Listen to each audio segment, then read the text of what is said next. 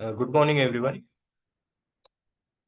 So today's our guest is respected Shailaja Wadikar madam from Nanded University. So I would like to introduce to you about madam. So Dr. Shailaja Wadikar madam, professor and head Department of English, ex-associated dean, Faculty of Humanities.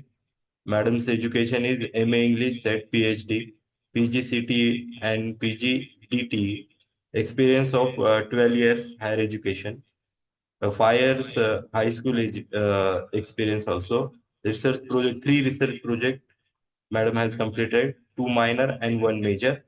Publication books are 12. Into that, 5 are reference, 3 creative and 4 are translations. Research paper, total research paper 62 and research guidance awarded, uh, 10 for PhD and MPhil for 30. So this is the madam's introduction, and I will request to madam that she can continue with today's session.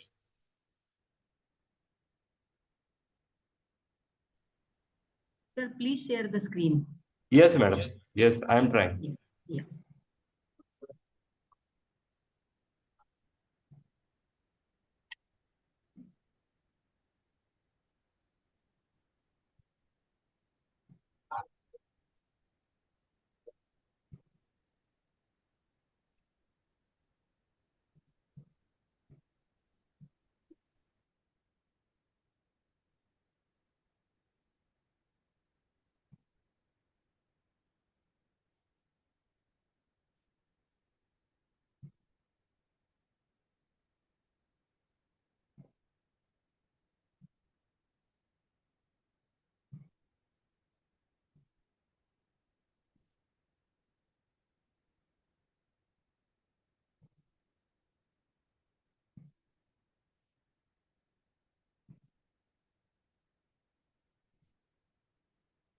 Sir, if there is any problem, I'll share it.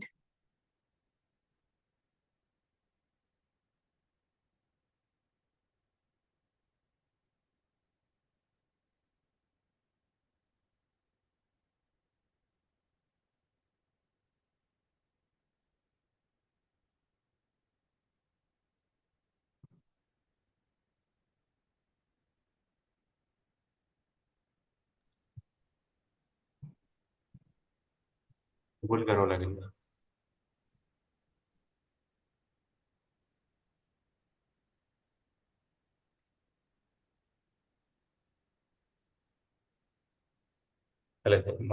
Mic working. Madam, PPT has been shared. You can use it. Yeah. Good morning to all.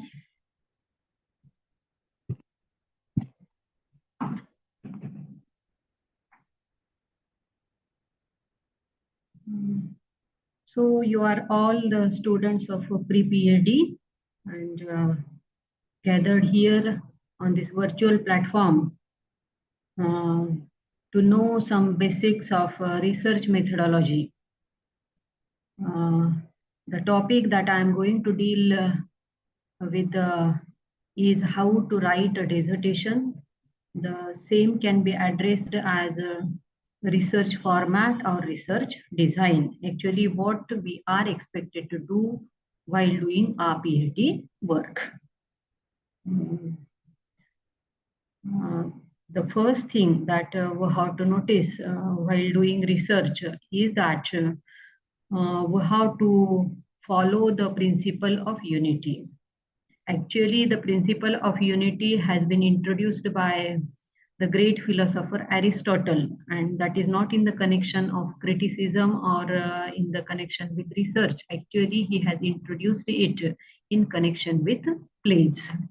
The rule of unity should be followed so far as the tragedy is concerned.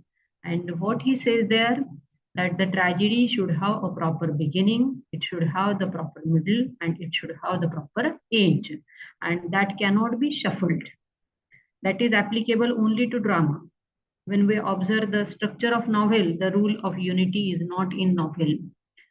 On many occasions, we observe that a flashback technique is used in novel, and novel starts towards its end, and the previous events and incidents, they are shown in flashback. The past events and incidents that are shown in flashback. But in drama, this does not happen. What is expected in drama? The beginning should be the beginning. It should not become the end. The middle should be middle one, and the end should be end one. The same principle has to be followed while writing a dissertation. Whatever rules are there for writing a dissertation, the same rules are there for writing a research paper also. As the size changes. So this is applicable to writing a research also. The research paper or the dissertation or the thesis should have a proper beginning, it should have the proper middle, it should have the proper end. You cannot say that the findings I will give at the beginning, the middle part I will show in the end, and the beginning I will place in the middle. No. Beginning should be beginning, middle part should be the middle part, and end should be the end where we are expected to give the findings. So far as the research paper is concerned, what is the beginning? The first few paragraphs, a couple of paragraphs. That is the beginning of our research paper. So far as thesis is concerned, the first chapter is considered to be the introduction. That is considered to be the beginning. And last chapter is the end, is called conclusion. So conclusion is the end and introduction is the beginning. And whatever chapters are included between the first and the last one, there may be 2 chapters, there may be 3 chapters, there may be 4 or 5 chapters also. So what is the beginning? So far as research paper is concerned, a couple of paragraphs is the beginning and the couple of paragraphs in the end. That is the end, that is the conclusion. And so whatever paragraphs are there between a couple of paragraphs at the beginning and the last couple of paragraphs of the end, that is called the body, that is called the middle part. So far as thesis is concerned, what is the beginning? The first chapter, which is called introduction, that is the beginning. And the last chapter, which is called a conclusion, that is the end. And in between, whatever chapters are included by the researcher, they are called the middle. That is called also a body. Next, please. Next. Now the question is how and where to start. The first thing that we have to keep in mind that what is research, what is expected there. Generally, nowadays, we observe that writing a research paper becomes a very easy task. 10 or 12 or 15 or 20 books are gathered. First paragraph from this book, second one from the another book, third one from the third book. Means compiling the paragraphs or compiling the material either from the books or from the internet, that is considered a research paper or a dissertation. The first thing we have to keep in mind, it is your beginning. Cut paste job is not a research. Taking paragraph from the book or taking paragraphs from the internet is not research. Are you comfortable with English or should I use the Marathi also?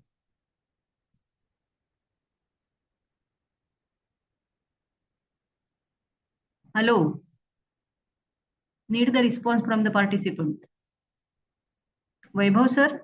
Madam त्यांना mute केलेलं आहे सध्या. बरं थोडं मराठी वापरायचं का मध्ये का कम्प्लीट इंग्लिश नाही घेऊ? तुमच्या हिशोबाने मॅडम, तुम्हाला वापरायचं असेल तर तुम्ही वापरू शकता. नाही नाही तिथे काही मराठीचे असतील तर नाही त्यांना नाही, हे पूर्ण क्लब आहे मॅडम. 120 मुलं प्रत्येक भाषेचे आहेत, इंग्लिश, मराठी, प्रत्येक हिंदी, भाषेचे. कॉमन. तर तुम्ही तुमच्या हिशोबाने यूज करा. Okay. So while doing research, we have to keep in mind that it is not a cut paste job. When we observe a research that is going on nowadays and the research that used to be before 20 years, research now or PhD now becomes the part of compulsory education. Actually, it is the highest degree so far as our educational system is concerned.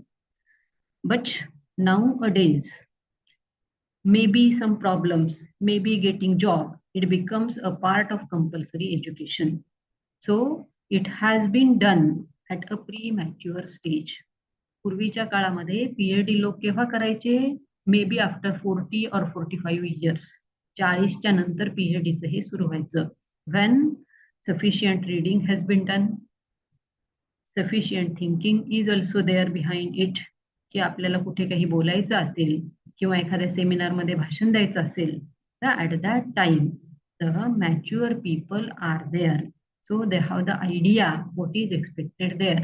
But now, after doing our PG, or maybe clarifying the eligibility test, set or NET, we are applying for PhD. So PhD has been done at a premature stage. लवकर केलं चाललेलं आहे.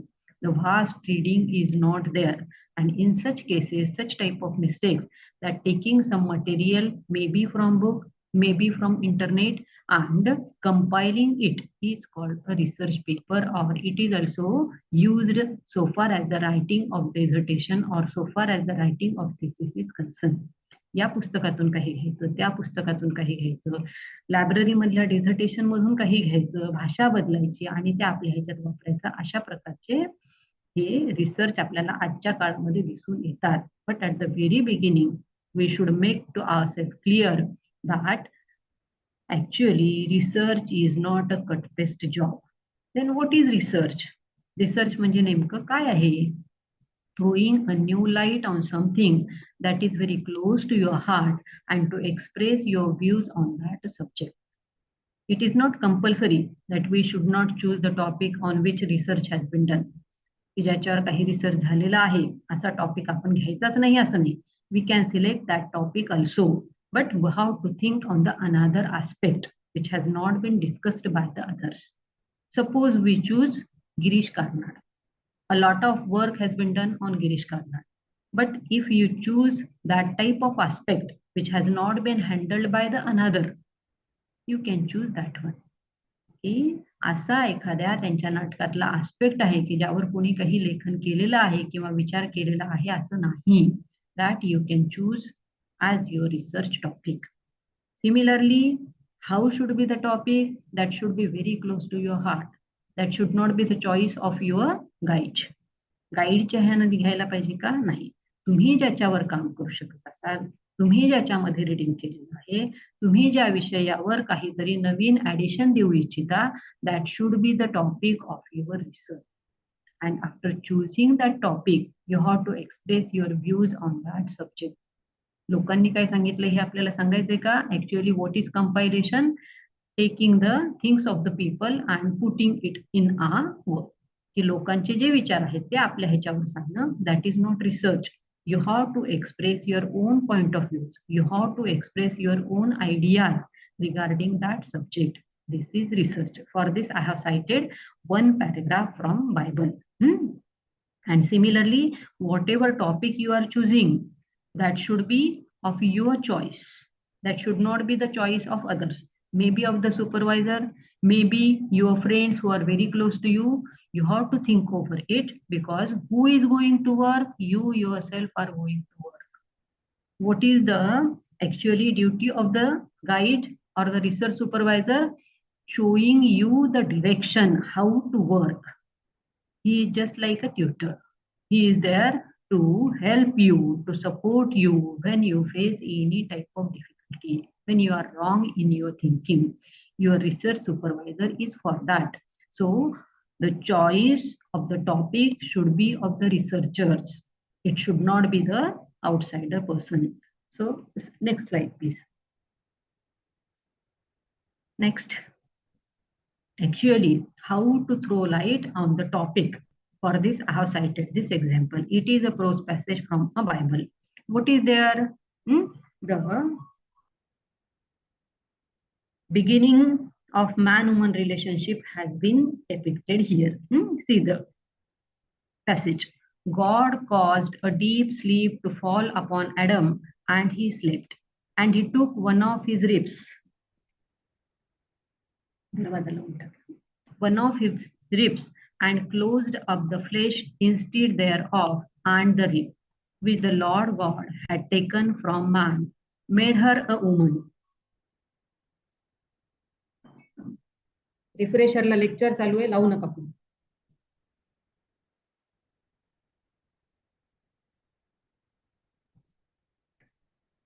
had taken from man, made her a woman, and brought her unto the man. And Adam said, This is now bone of my bones, and flesh of my flesh. She shall be called woman, because she was taken out of man. Therefore shall a man leave his father and his mother, and shall cleave unto his wife, and they shall be one flesh. And they were both naked, the man and his wife, and were not ashamed. That is taken from a Bible.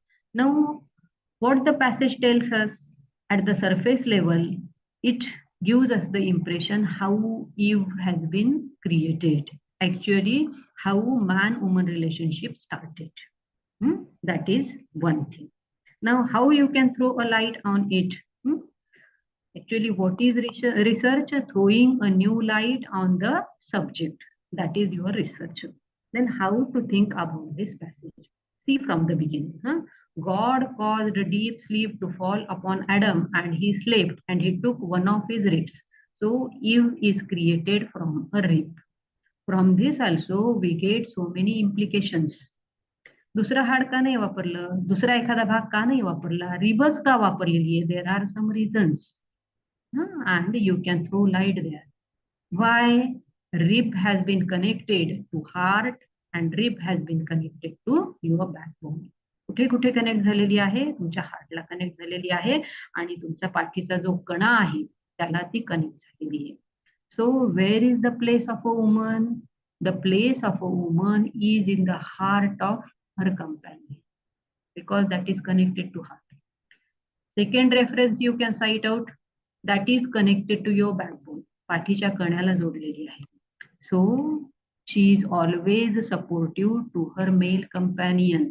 She is always there to give a helping hand in whatever he is doing. पाठीच्या कण्याला जोडलेली आहे म्हणजे ती कायम त्याच्या पाठीमागे आहे. ती कायम त्याला मदत करण्यासाठी आहे. कुठल्याही गोष्टीमध्ये काही करायचं असेल तर she is always with him. Third reference also you can take out. She is made up of a rib. कशापासून बनवलेली आहे? बरगडीच्या हाडापासून बनवलेली आहे. So how much she is? She is the 10% of a complete man. माणसाच्या एकूण अस्तित्वामध्ये physically ह्याच्यामध्ये पाहत असता ती कशी आहे तर 10% आहे. Physically he is very strong. But how she is connected, as the rib is connected to the heart and to the backbone. Even if she is made up of a rib, she is totally supportive to him. That is one thing. Similarly, what he says, shall I cleave to my father and mother, or shall I should be faithful to her? हा नेहमीचा प्रश्न असतो कुटुंब व्यवस्थेतला की लग्न झालं की मुलाचा स्वभाव हा बदलला. Why? Because life companion enters there. The question is there in the mind of a man, should I be connected with my parents or should I be connected with my life companion? She is made up of what? She is made up of my flesh. She is made up of my bones. माझ्या जवळ आता नेमकं कोण आहे? मी कुणाचा आहे?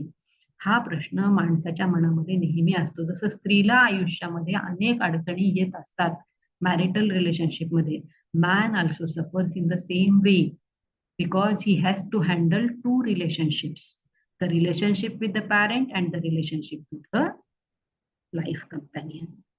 That is another thing. And last one, see, and they were both naked, the man and his wife, and were not ashamed. One indication has been given to Adam by the Creator, by his father. You can do anything, but don't eat the fruit which is called knowledge.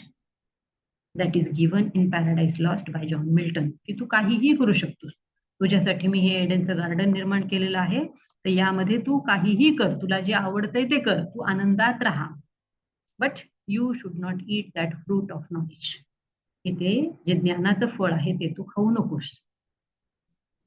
Actually, serpent went there and he created a desire in the mind not of Adam but in the mind of Eve.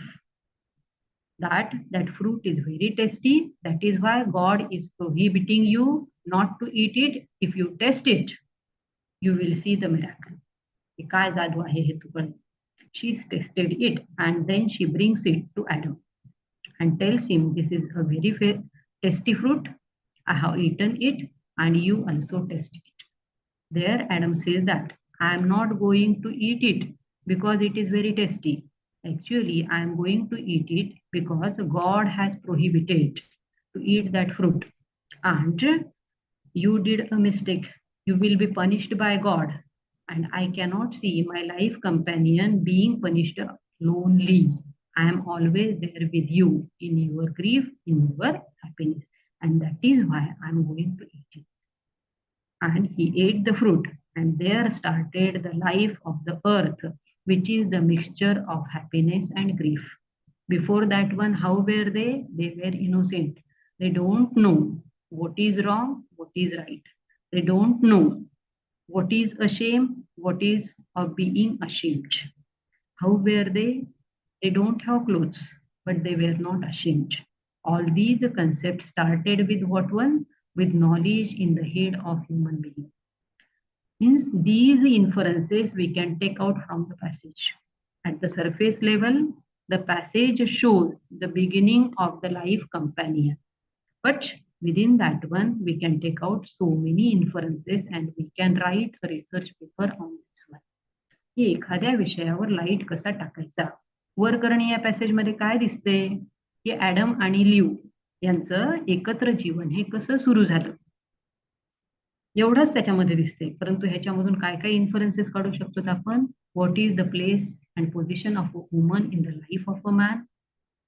How is the relationship, parent relationship and life companion relationship, and how happy was man when he was innocent, when he had not tasted the fruit of knowledge. हे सगळे इन्फरन्सेस आपण याच्यामध्ये काढू शकतो. Means throwing a new light on the topic, that is our research. त्याच्यामध्ये लिहिलंय का कसं, काही लिहिलेलं नाही. ती रिप पासून बनवलेली आहे एवढं सांगितलं, परंतु त्याच्यापासून किती इन्फरन्सेस काढू शकतो आपण. रिप पासून बनवली म्हणजे 110% ती आहे. रिप पासून बनवली म्हणून तिची जागा कुठे आहे तर त्याच्या हार्टमध्ये आहे. रिप पासून बनवली म्हणून ती त्याच्यासाठी कशी आहे तर सपोर्टिव्ह आहे. या सगळ्या गोष्टी आपण इन्फरन्सेसनी काढू शकतो. म्हणजे आपण आपल्या विचार प्रक्रियेमधून we can give the new ideas on the topic. Passage देऊन टाकलेलं आहे बायबलमध्ये, परंतु ह्याचं इलस्ट्रेशन, ह्याचं इंटरप्रिटेशन आपण आपल्या विचार प्रक्रियेमधून करू शकतो. That is our research. Next please. Choice of the topic. आता ही एक मी तुम्हाला हिंट देईल फक्त. But how to choose the topic.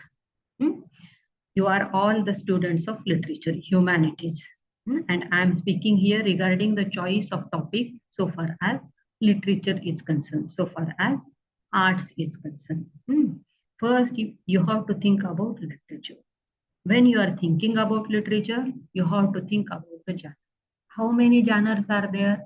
You have the genre of novel, genre of play or drama, genre of short stories, genre of poetry, and along with you can work on criticism also. You can work on English language or English literature teaching also.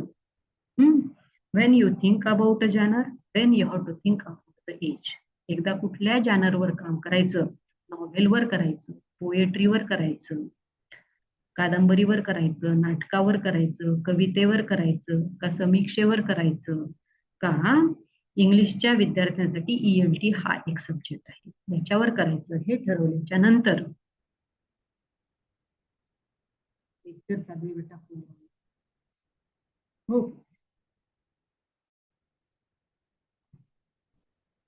then you have to decide about the age. So far as English literature concerned, you have the old English period, middle English period, modern English period. मराठीमध्ये सुद्धा तुम्ही या पद्धतीने करू शकता, किंवा ह्युमॅनिटीजचे विद्यार्थी वेगवेगळ्या पद्धतीने पाहू शकतात. On which age you want to work. Then after deciding the age that I want to work on modern English literature, the area of the world, खूप स्कोप आहे. कशा कशावर करू शकता? You can work on Indian literature, you can work on American literature, you can work on Caribbean literature, you can work on African literature, you can work on new literatures, you can work on Commonwealth literature. So first decide the genre, then decide the age, then decide the area of the world, and then the particular author. की मला Indian लिटरेचरवर करायचं आहे, भारतीय साहित्यावर करायचं आहे, त्याच्यामध्ये मी हे नाटक हा एरिया निवडलेला आहे. Then you have to decide a particular author or authors. एक ऑथर घ्या किंवा अनेक ऑथर्स घ्या, आणि हे सिलेक्ट केल्याच्या नंतर सुद्धा you have to select some of the works of the author. सगळेच्या सगळेच करू शकता का? Suppose you have chosen Vijay Tendulkar. Vijay तेंडुलकरांच्या नाटकांवर मला काम करायचं असं तुम्ही ठरवलं, तर किती सारं लेखन त्यांचं आहे ते सगळं तुम्ही घेऊ शकता का? नाही घेऊ शकत. किंवा नाटकांमध्ये सुद्धा सगळे नाटकं घेऊ शकता का? No. You have to make a selection there also. So while choosing the topic, first you have to decide the genre. तुम्हाला कुठल्या जॅनरवर काम करायचंय, कुठल्या साहित्य प्रकारावर काम करायचंय, नाटकावर करायचंय का, कादंबरीवर करायचंय का, कथेवर करायचंय का, कवितेवर करायचंय का, समीक्षेवर करायचंय, हे तुम्ही डिसाईड करा. Then you decide the age. कुठल्या काळातल्या ह्याच्यावर लिटरेचरवर काम करायचंय ते तुम्ही ठरवा. Then you have to choose the area of the world.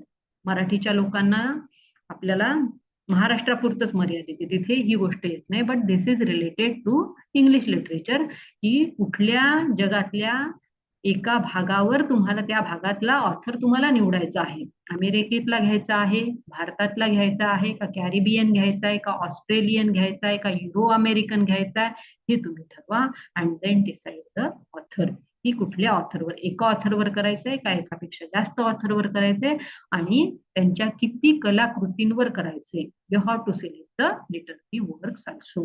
That is the first stage so far as the choice of the topic is concern. आजकाल आम्ही पाहतो की मुलं एंट्रन्स एक्झाम पास होतात किंवा सेटनेट ते क्लिअर करतात, आणि RAC ला जेव्हा बोलवलं जाते तेव्हा त्यांच्या डोक्यामध्ये टॉपिक वगैरे नसतो. काय असते की गाईड मला टॉपिक देईल, नाही. Choice of the topic should be by the researcher, should be by the candidate. Facing difficulty in choice of the topic, refer to the library and read the books of your interest. जर आता हे clear होतच नसेल, guide काय म्हणतात, तुमचं reading कशामध्ये आहे, तुम्ही कशात कम्फर्टेबल राहत असाल, तुम्ही जे कशावर काम करू शकता याचा विचार तुम्ही करून या, नंतर आपण बदल करू. And if you are facing a difficulty in the choice of the topic, at that time who is your best friend? Library is your best friend. Refer to the library and read the books of your interest.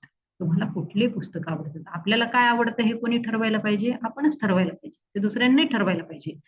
आपण स्वतःला जेवढं ओळखतो तेवढं दुसरं कोणी ओळखू शकत असते का? कुणीही ओळखू शकत नाही. So go to the library and read those books which you like, which are of your interest. And while reading the book also, you have two stages. Which two stages? One is the first stage, you have to read the primary sources, that is the original text written by the author. की जर तुम्ही एखादा author निवडलेला असेल तर त्या ऑथरनी स्वतः लिहिलेले जे काही पुस्तक आहेत ते तुम्ही वाचून घ्या. And second stage, you have to read the secondary sources. त्या पुस्तकाच्या ह्याच्यावर दुसऱ्यांनी काय लिहिलेलं आहे, that you are expected to read. Make sure that no one else has worked on the aspect that you would like to tackle. इथे तुम्ही एक गोष्ट लक्षात घेतली पाहिजे की जो काही विषय, suppose you have chosen Girish Karnad and Vijay Tendulkar, दोन नाटककार तुम्ही निवडले, तर तुम्हाला असा आस्पेक्ट घ्यावा लागेल की ज्यावर कोणी काम केलेलं नाही. Suppose you go with the political plays of Vijay Tendulkar and Girish Karnad. Girish कार्नाडांचे पॉलिटिकल प्लेस घेतले, तुगलक घेतला, टिपू सुलतान घेतला, तलेदंड घेतला. And from Vijay Tendulkar you have chosen encounter in Umbugland and Ghashiram Kotwal, दंबद्वीपचा मुकाबला आणि घाशीराम कोतवाल, हे जर निवडले आणि त्याच्यामध्ये काय सिमिलॅरिटीज आहेत आणि काय डिफरन्सेस आहेत हे जर तुम्ही करायचा प्रयत्न केला तर त्यावर काम झालेलं आहे की नाही हे तुम्हाला पाहावं लागेल. जर झालेला असेल तर तो तुम्हाला घेण्यामध्ये उपयोग नाही. or you can select the women characters also. त्यांच्या स्त्रिया कशा आहेत आणि यांच्या स्त्रिया कशा आहेत. मराठीतलं लेखन जर आपण पाहिलं तर विजय तेंडुलकरांच्या स्त्री पात्रांवर भरपूर लेखन झालेलं आहे. परंतु तुम्ही वेगळं कसं करू शकता मग स्वतःचं रिसर्च, की कार्नाडांनी स्त्री पात्रे कशी प्रेझेंट केलेली आहेत आणि विजय तेंडुलकरांनी स्त्री पात्र कशी प्रेझेंट केलेली आहेत. विजय तेंडुलकरांची स्त्री पात्र ही स्त्री ही बंडाला तयार नसलेली स्त्री आहे. तिला स्वतःचा आवाज आहे का नाही, ती मी पोलाइट ज्या मोठ्या संख्येनं भारतीय समाजामध्ये दिसतात तशा स्त्रिया त्यांच्यामध्ये आपल्याला दिसून येतात. But how are the women of Girish Karnad? They are very bold, they are very assertive, they are ready to go against the establishment. जी काही परंपरा आहे, जी काही नीतिमूल्य घालून दिलेली आहे, ज्या काही अटी आपल्याला समाजाने दिलेल्या आहेत त्यांच्या विरुद्ध जाण्याची ताकद त्या ठेवतात. This is your new aspect. So you have to make sure that no one has worked on the aspect that you would like to tackle. तुम्हाला ज्यावर काम करायचं आहे त्यावर कोणी काम केलेलं आहे की नाही हे तुम्हाला तपासून पाहावं लागेल. Then how can do it? कसं करता येईल हे? You have to refer to the websites of various universities and you can go to the dissertation section. किमान एवढं तर काढू शकता तुम्ही वेबसाईटवरून की या विषयावर कोणी काम केलेलं आहे की नाही. इंटरनेटच्या साह्याने या गोष्टी अतिशय सोप्या आहेत. So you have to choose that type of topic, that type of aspect of that author which has not been handled by any previous researcher. अगोदरच्या संशोधकांनी हा टॉपिक घेतलेला नाही याची खात्री तुम्ही करून घ्या. Next please.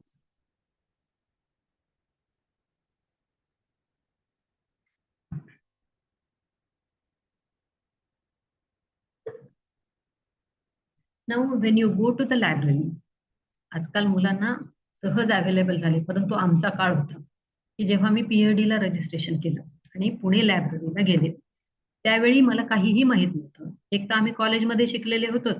कॉलेजमध्ये पुस्तकं घ्यायची किंवा द्यायची पद्धत काय आहे, बाहेर उभं राहून सांगितलं जाते की अमुक अमुक पुस्तक पाहिजे आणि ते ठराविक दिवसामध्ये पुन्हा त्या टेबलवरूनच त्यांना ते परत केलं. लायब्ररीमध्ये ऍक्सेस असतो का?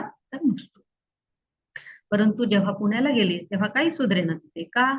तर कार्ड सिस्टम काय असते, सब्जेक्ट कॅटेगरी काय असते, ऑथर कॅटेगरी काय असते, टायटल कॅटेगरी काय असते, तुम्ही तुमचं पुस्तक शोधून घ्यायचं असेल तर ते कसं घ्यायचं, या कुठल्याच गोष्टी माहीत नव्हत्या किंवा आजही खूप विद्यार्थ्यांना, खूप संशोधकांना त्या माहीत नसतात.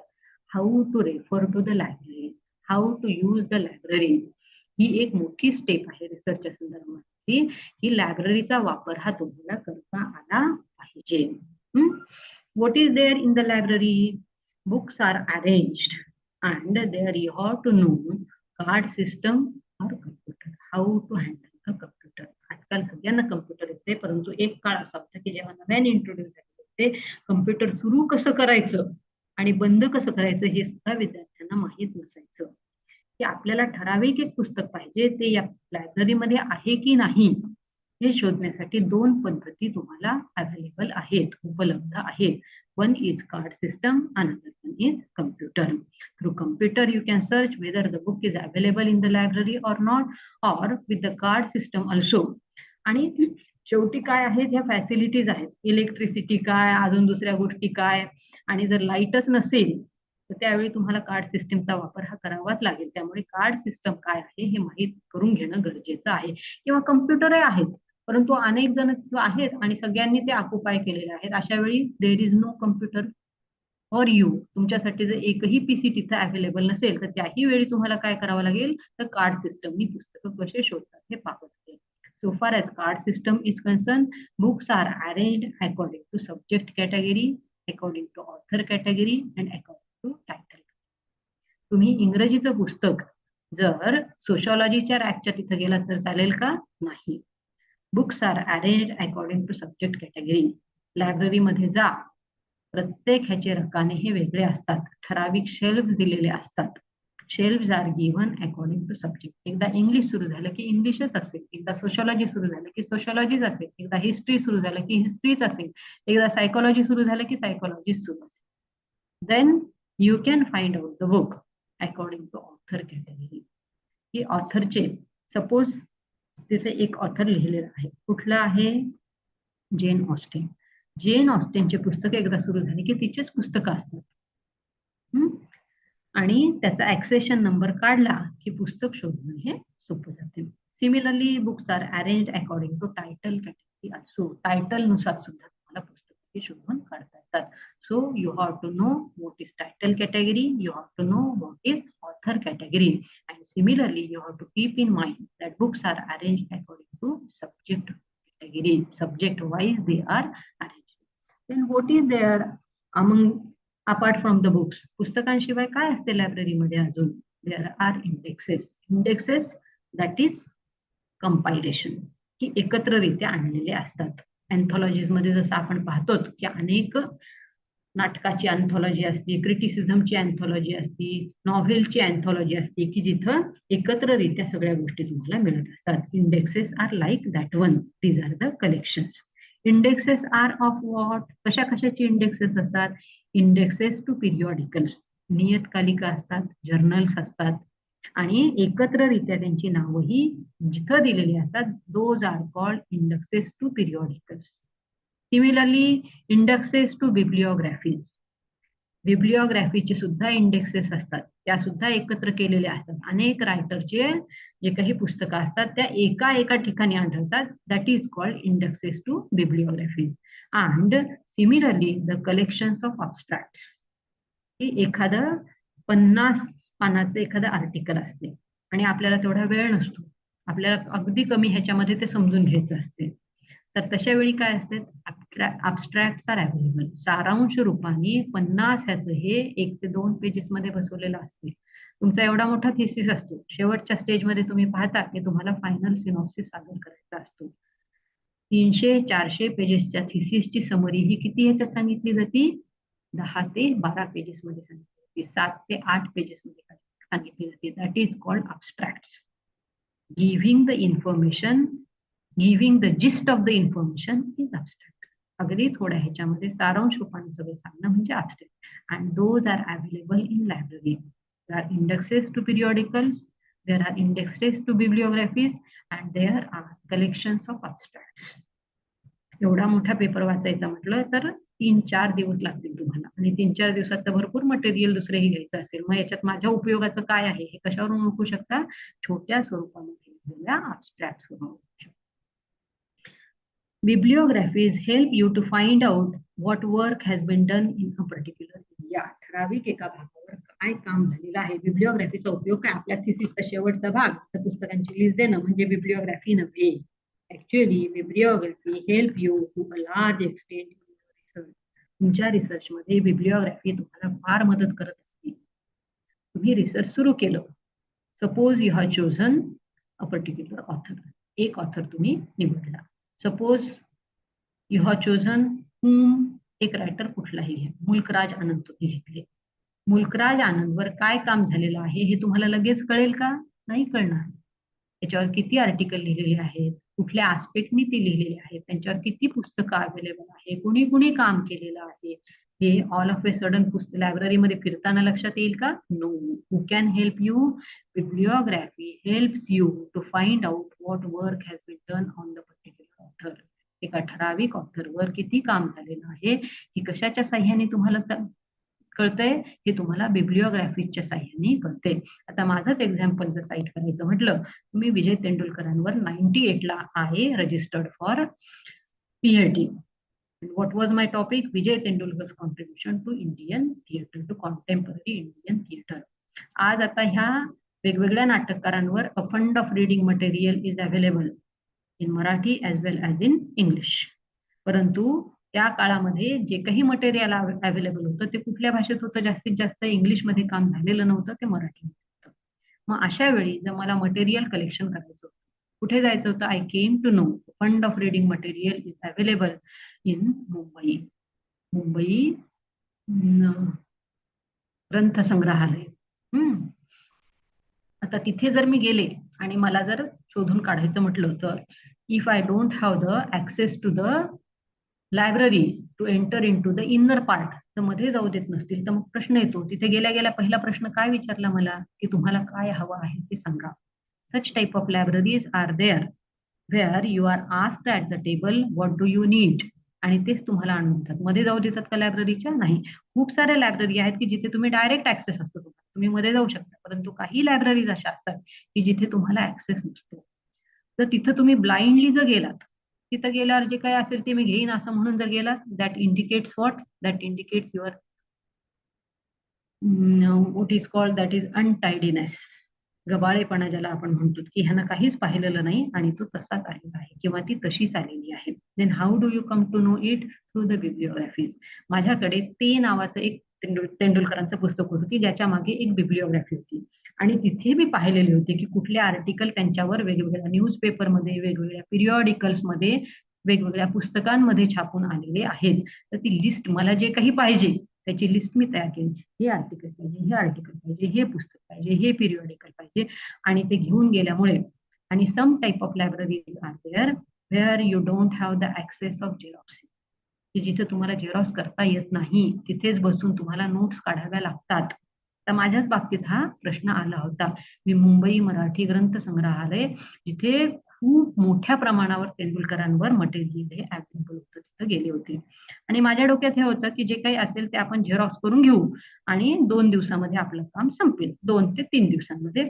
असं चौथ्या दिवशीचं रिझर्वेशन मी केलेलं होतं आणि जेव्हा तिथं आम्ही गेलो, तिथं त्यांनी सांगितलं की आम्ही झेरॉक्स करू देत नाहीत, तुम्हाला जे काही पाहिजे असेल इथं तुम्हाला बसायची व्यवस्था आहे, इथं रीडिंग रूम आहे, इथे बसून तुम्ही लिहून घ्यायचं.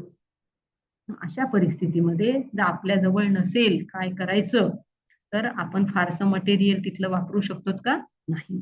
As the list was with me, I took all the material that was available there.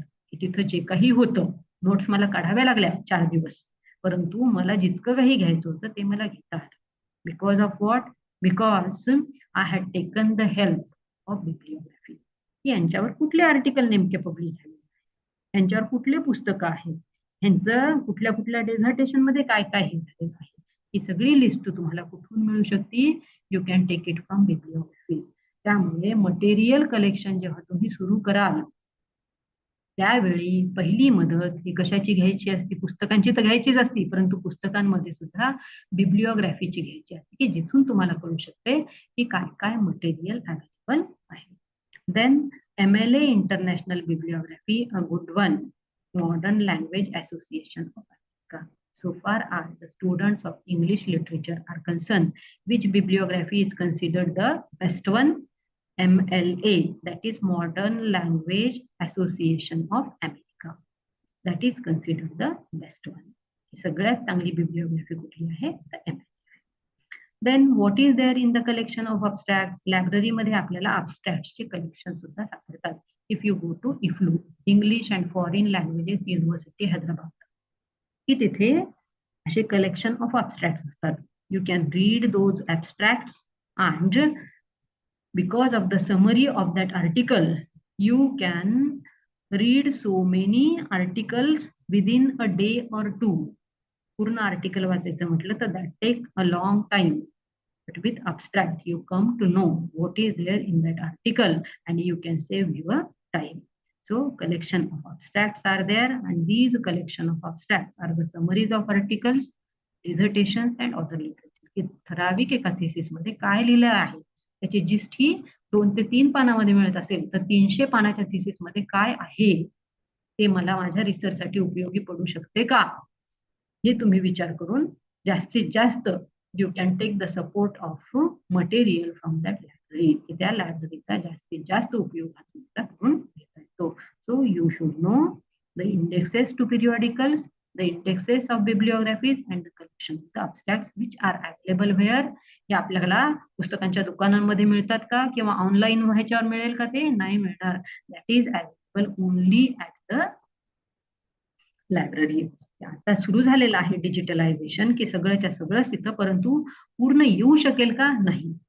Visit to the library is the first stage in research. मुलांनी हे कधीच विसरता कामा नये, रिसर्चरनी हे कधीच विसरता कामा नये, संशोधकांनी हे कधीच विसरता कामा नये, की आपल्याला जे काही करायचं आहे हे जास्तीत जास्त कुठे अवेलेबल आहे? तर लायब्ररीच्या मदतीनं आपण हे करू शकतो. Dissertation abstract international, popularly known as DAI, सगळ्यात चांगलं कुठलं मानलं जाते? तर सगळ्यात छान डिझर्टेशन कुठलं आहे? तर dissertation abstract international, DAI means summary of the dissertation is available there. त्याच्यामध्ये तुम्हाला समरीज मिळतील. कशाच्या समरीज मिळतील? तर तुमच्या थिसिसच्या, की या ह्याच्यावर नेमकं किती काम झालेलं आहे आणि कुठल्या पद्धतीचं रिसर्च हे झालेलं आहे. In this way library is your best friend and the first friend so far as thesis writing is concerned, or so far as your PhD work is concerned. Next please.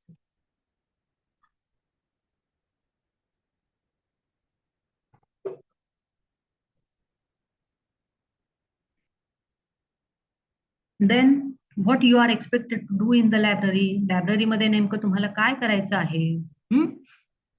You have to know what is note taking. Notes कशा घ्यायच्या. ही पूर्वीचा एक काळ होता की teaching learning process मध्ये मुलांना notes या दिल्या जायच्या का? नाही. They have to refer to the books and they have to prepare their notes.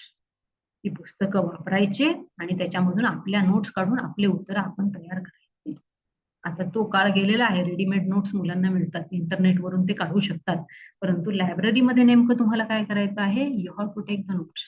सगळ्याच्या सगळं इथं आणलं तर इथं बसून करावं लागेल. त्यापेक्षा तिथं गेलेलेच आहोत, वातावरण असते अभ्यासाचं. तर you have to take the notes. पुस्तकं आणण्यापेक्षा किंवा पानाच्या पानं झेरॉक्स आणण्यापेक्षा आपण नोट्स घेतलेल्या केव्हाही चांगल्या, आणि जेव्हा आपण काही लिहितो दॅट बिकम्स परफेक्ट. बेकनचं फार छान वाक्य आहे. Writing maketh a perfect man, reading maketh a full man, conference make a ready man, and writing a perfect man. जेव्हा आपण एखादी गोष्ट स्वतःच्या ह्याच्याने विचाराने लिहून काढतो that becomes perfect and that becomes perfect, की ते नेहमीसाठी आपल्या डोक्यामध्ये बसते. So we have to take the notes from the library. There also we have two systems how to take the notes. One is card system and another one is sheet of paper. एक तर तुम्ही कार्डवर घेऊ शकता किंवा एक page घेऊ शकता आणि पेजवर घेऊ शकता. आपण पाहतो आता मुलं जे प्रिपेअर करतात, स्पर्धा परीक्षेसाठी प्रिपेअर करत असतात, अशा चिठ्ठ्या लावून ठेवलेल्या असतात, चिकटवून ठेवलेल्या असतात, की ते लगेच पाहिलं की लक्षात राहते. पॉइंट्स कसा एलोबरेट करायचा. So far as card system is concern, there also it should be of particular size. की त्याची साईज ठरलेली असते, की ते कुठेतरी ठेवता येतील, गावाला जाताना नेता येतील, किंवा टेबलावर बसलेला असतो तर आपल्याला ते चिटकवता येतील. It should be of 6x4 inches. काय पाहिजे? 4 इंच उंची पाहिजे आणि विड्थ किती पाहिजे त्याची? 6 इंच पाहिजे. Then what is expected to write on that card? त्या कार्डवर नेमकं काय लिहायचं आहे? Write out the topic under which that particular note comes. सगळ्याला टॉपच्या ठिकाणी तुम्हाला पॉइंट लिहायचा आहे. कशाचा पॉइंट लिहायचा आहे? The note is related to that one. खाली जे काही मुद्दे लिहिणार आहात त्याच्याशी रिलेटेड मुख्य गोष्ट जी काही आहे ती तुम्हाला. Suppose you are working on Wuthering Heights. Wuthering Heights या नॉव्हेलवर तुम्ही काम करत आहात, तुम्हाला नोट काढायची आहे. तर काय येईल वरचं हेडिंग? The plot. मग प्लॉट कसा आहे? द नॅरेटिव्ह टेक्निक, ते हेडिंग असेल. मग कुठल्या पद्धतीच्या नॅरेटिव्ह टेक्निकचा एमिली ब्रॉन्टेने वापर केलेला आहे? Characterisation means topic is written in this manner, की ज्यावर तुम्ही काम करणार आहात ते टॉपिक सगळ्यात वर येईल on the top of the card. It will help you to put all the notes on a particular topic together before you start writing your paper. परंतु कार्ड सिस्टमच्या ह्याच्यावर तुम्हाला मुद्देच लिहिता येतात, मुख्य टॉपिक आणि त्याच्या खाली सब युनिट्स, की तुम्ही त्यावर काय विचार करायचा आणि ते एलोबरेट कसे करायचे, ते इलस्ट्रेट कसे करायचे, ते इंटरप्रिट कसे करायचे, ह्याला तुम्ही पुन्हा वेळ द्यावा लागतो. And if it is not possible then you can go to the second option that is sheet of paper. की मला त्यावेळी जे आठवलं ते नंतर सगळं आठवेलच की नाही अशी जर शंका येत असेल की मी हे इंटरप्रिट करू शकेल की नाही, then you have the second option that is sheet of paper. की आता जे आठवले ते सगळंच मला पॉइंट आउट करून ठेवायचे. Then use a paper sheet. एक मोठा पेपर घ्यायचा. And so far as your chapter scheme is concern you have to prepare the files and you have to add this sheet of papers in to the required files. याच्या file कराव्या लागतील. Card system जी आहे ते एकत्र ठेवू शकता, परंतु sheet of paper जर असेल तर you have to prepare the files and you have to insert those sheet of papers into the concern files. पहिल्या चॅप्टरची एक, दुसऱ्या चॅप्टरची एक, तिसऱ्याची एक, चौथ्याची एक, पाचव्याची एक, सहाव्याची, जितके चॅप्टर्स असतील तेवढ्या फाईल कराव्या लागतील. आणि जे जे मटेरियल तुम्ही घेत आहात, आता तुम्ही लायब्ररीत असाल तर तुम्ही काय करू शकता, तिथे you can write at the top chapter 2, chapter 1, chapter 4, हे कुठल्या ह्याच्यामध्ये येणार आहे, त्या ह्याच्यामध्ये येणार. किंवा त्याच्यातही तुम्ही जसं डिव्हिजन केलेलं असेल की या ह्याच्यामध्ये मी कुठली थीम, एकच ऑथर जर निवडलेले असतील तर त्याच्या वेगवेगळ्या थीम नुसार तुमचे चॅप्टर असतील. You have to prepare the file and you have to put this sheet of papers in to the concern files. What is the help of taking the notes? मग ह्या नोट्स काढायच्या कशासाठी नेमक्या? Careful note taking will help you to avoid going back to the book, avoid the loss of time.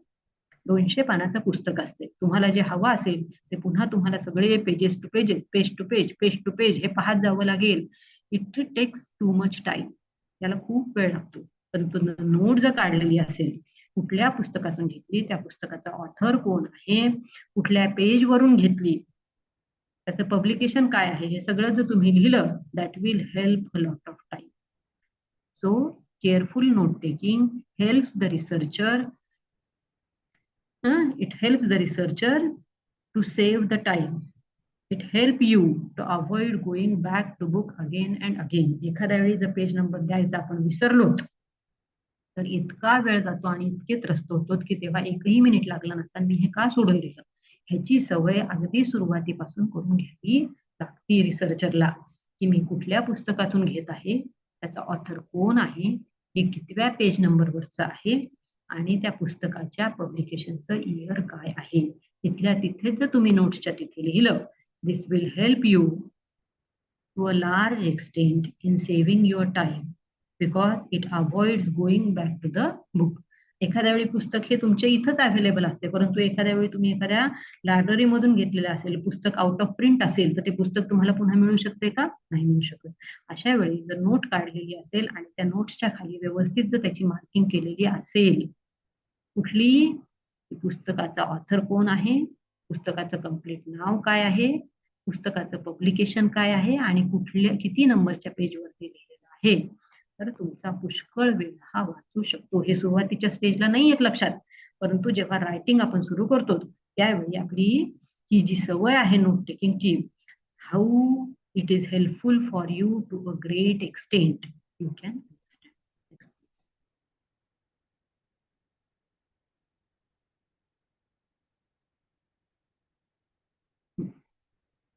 Now you had been to the library, you have collected your material, the notes are also there with you. Then there is a question of format of a research paper or format of a thesis. की कुठल्या पद्धतीने आपण ते लिहावं, नेमकं काय expected आहे, किती लांबी असावी.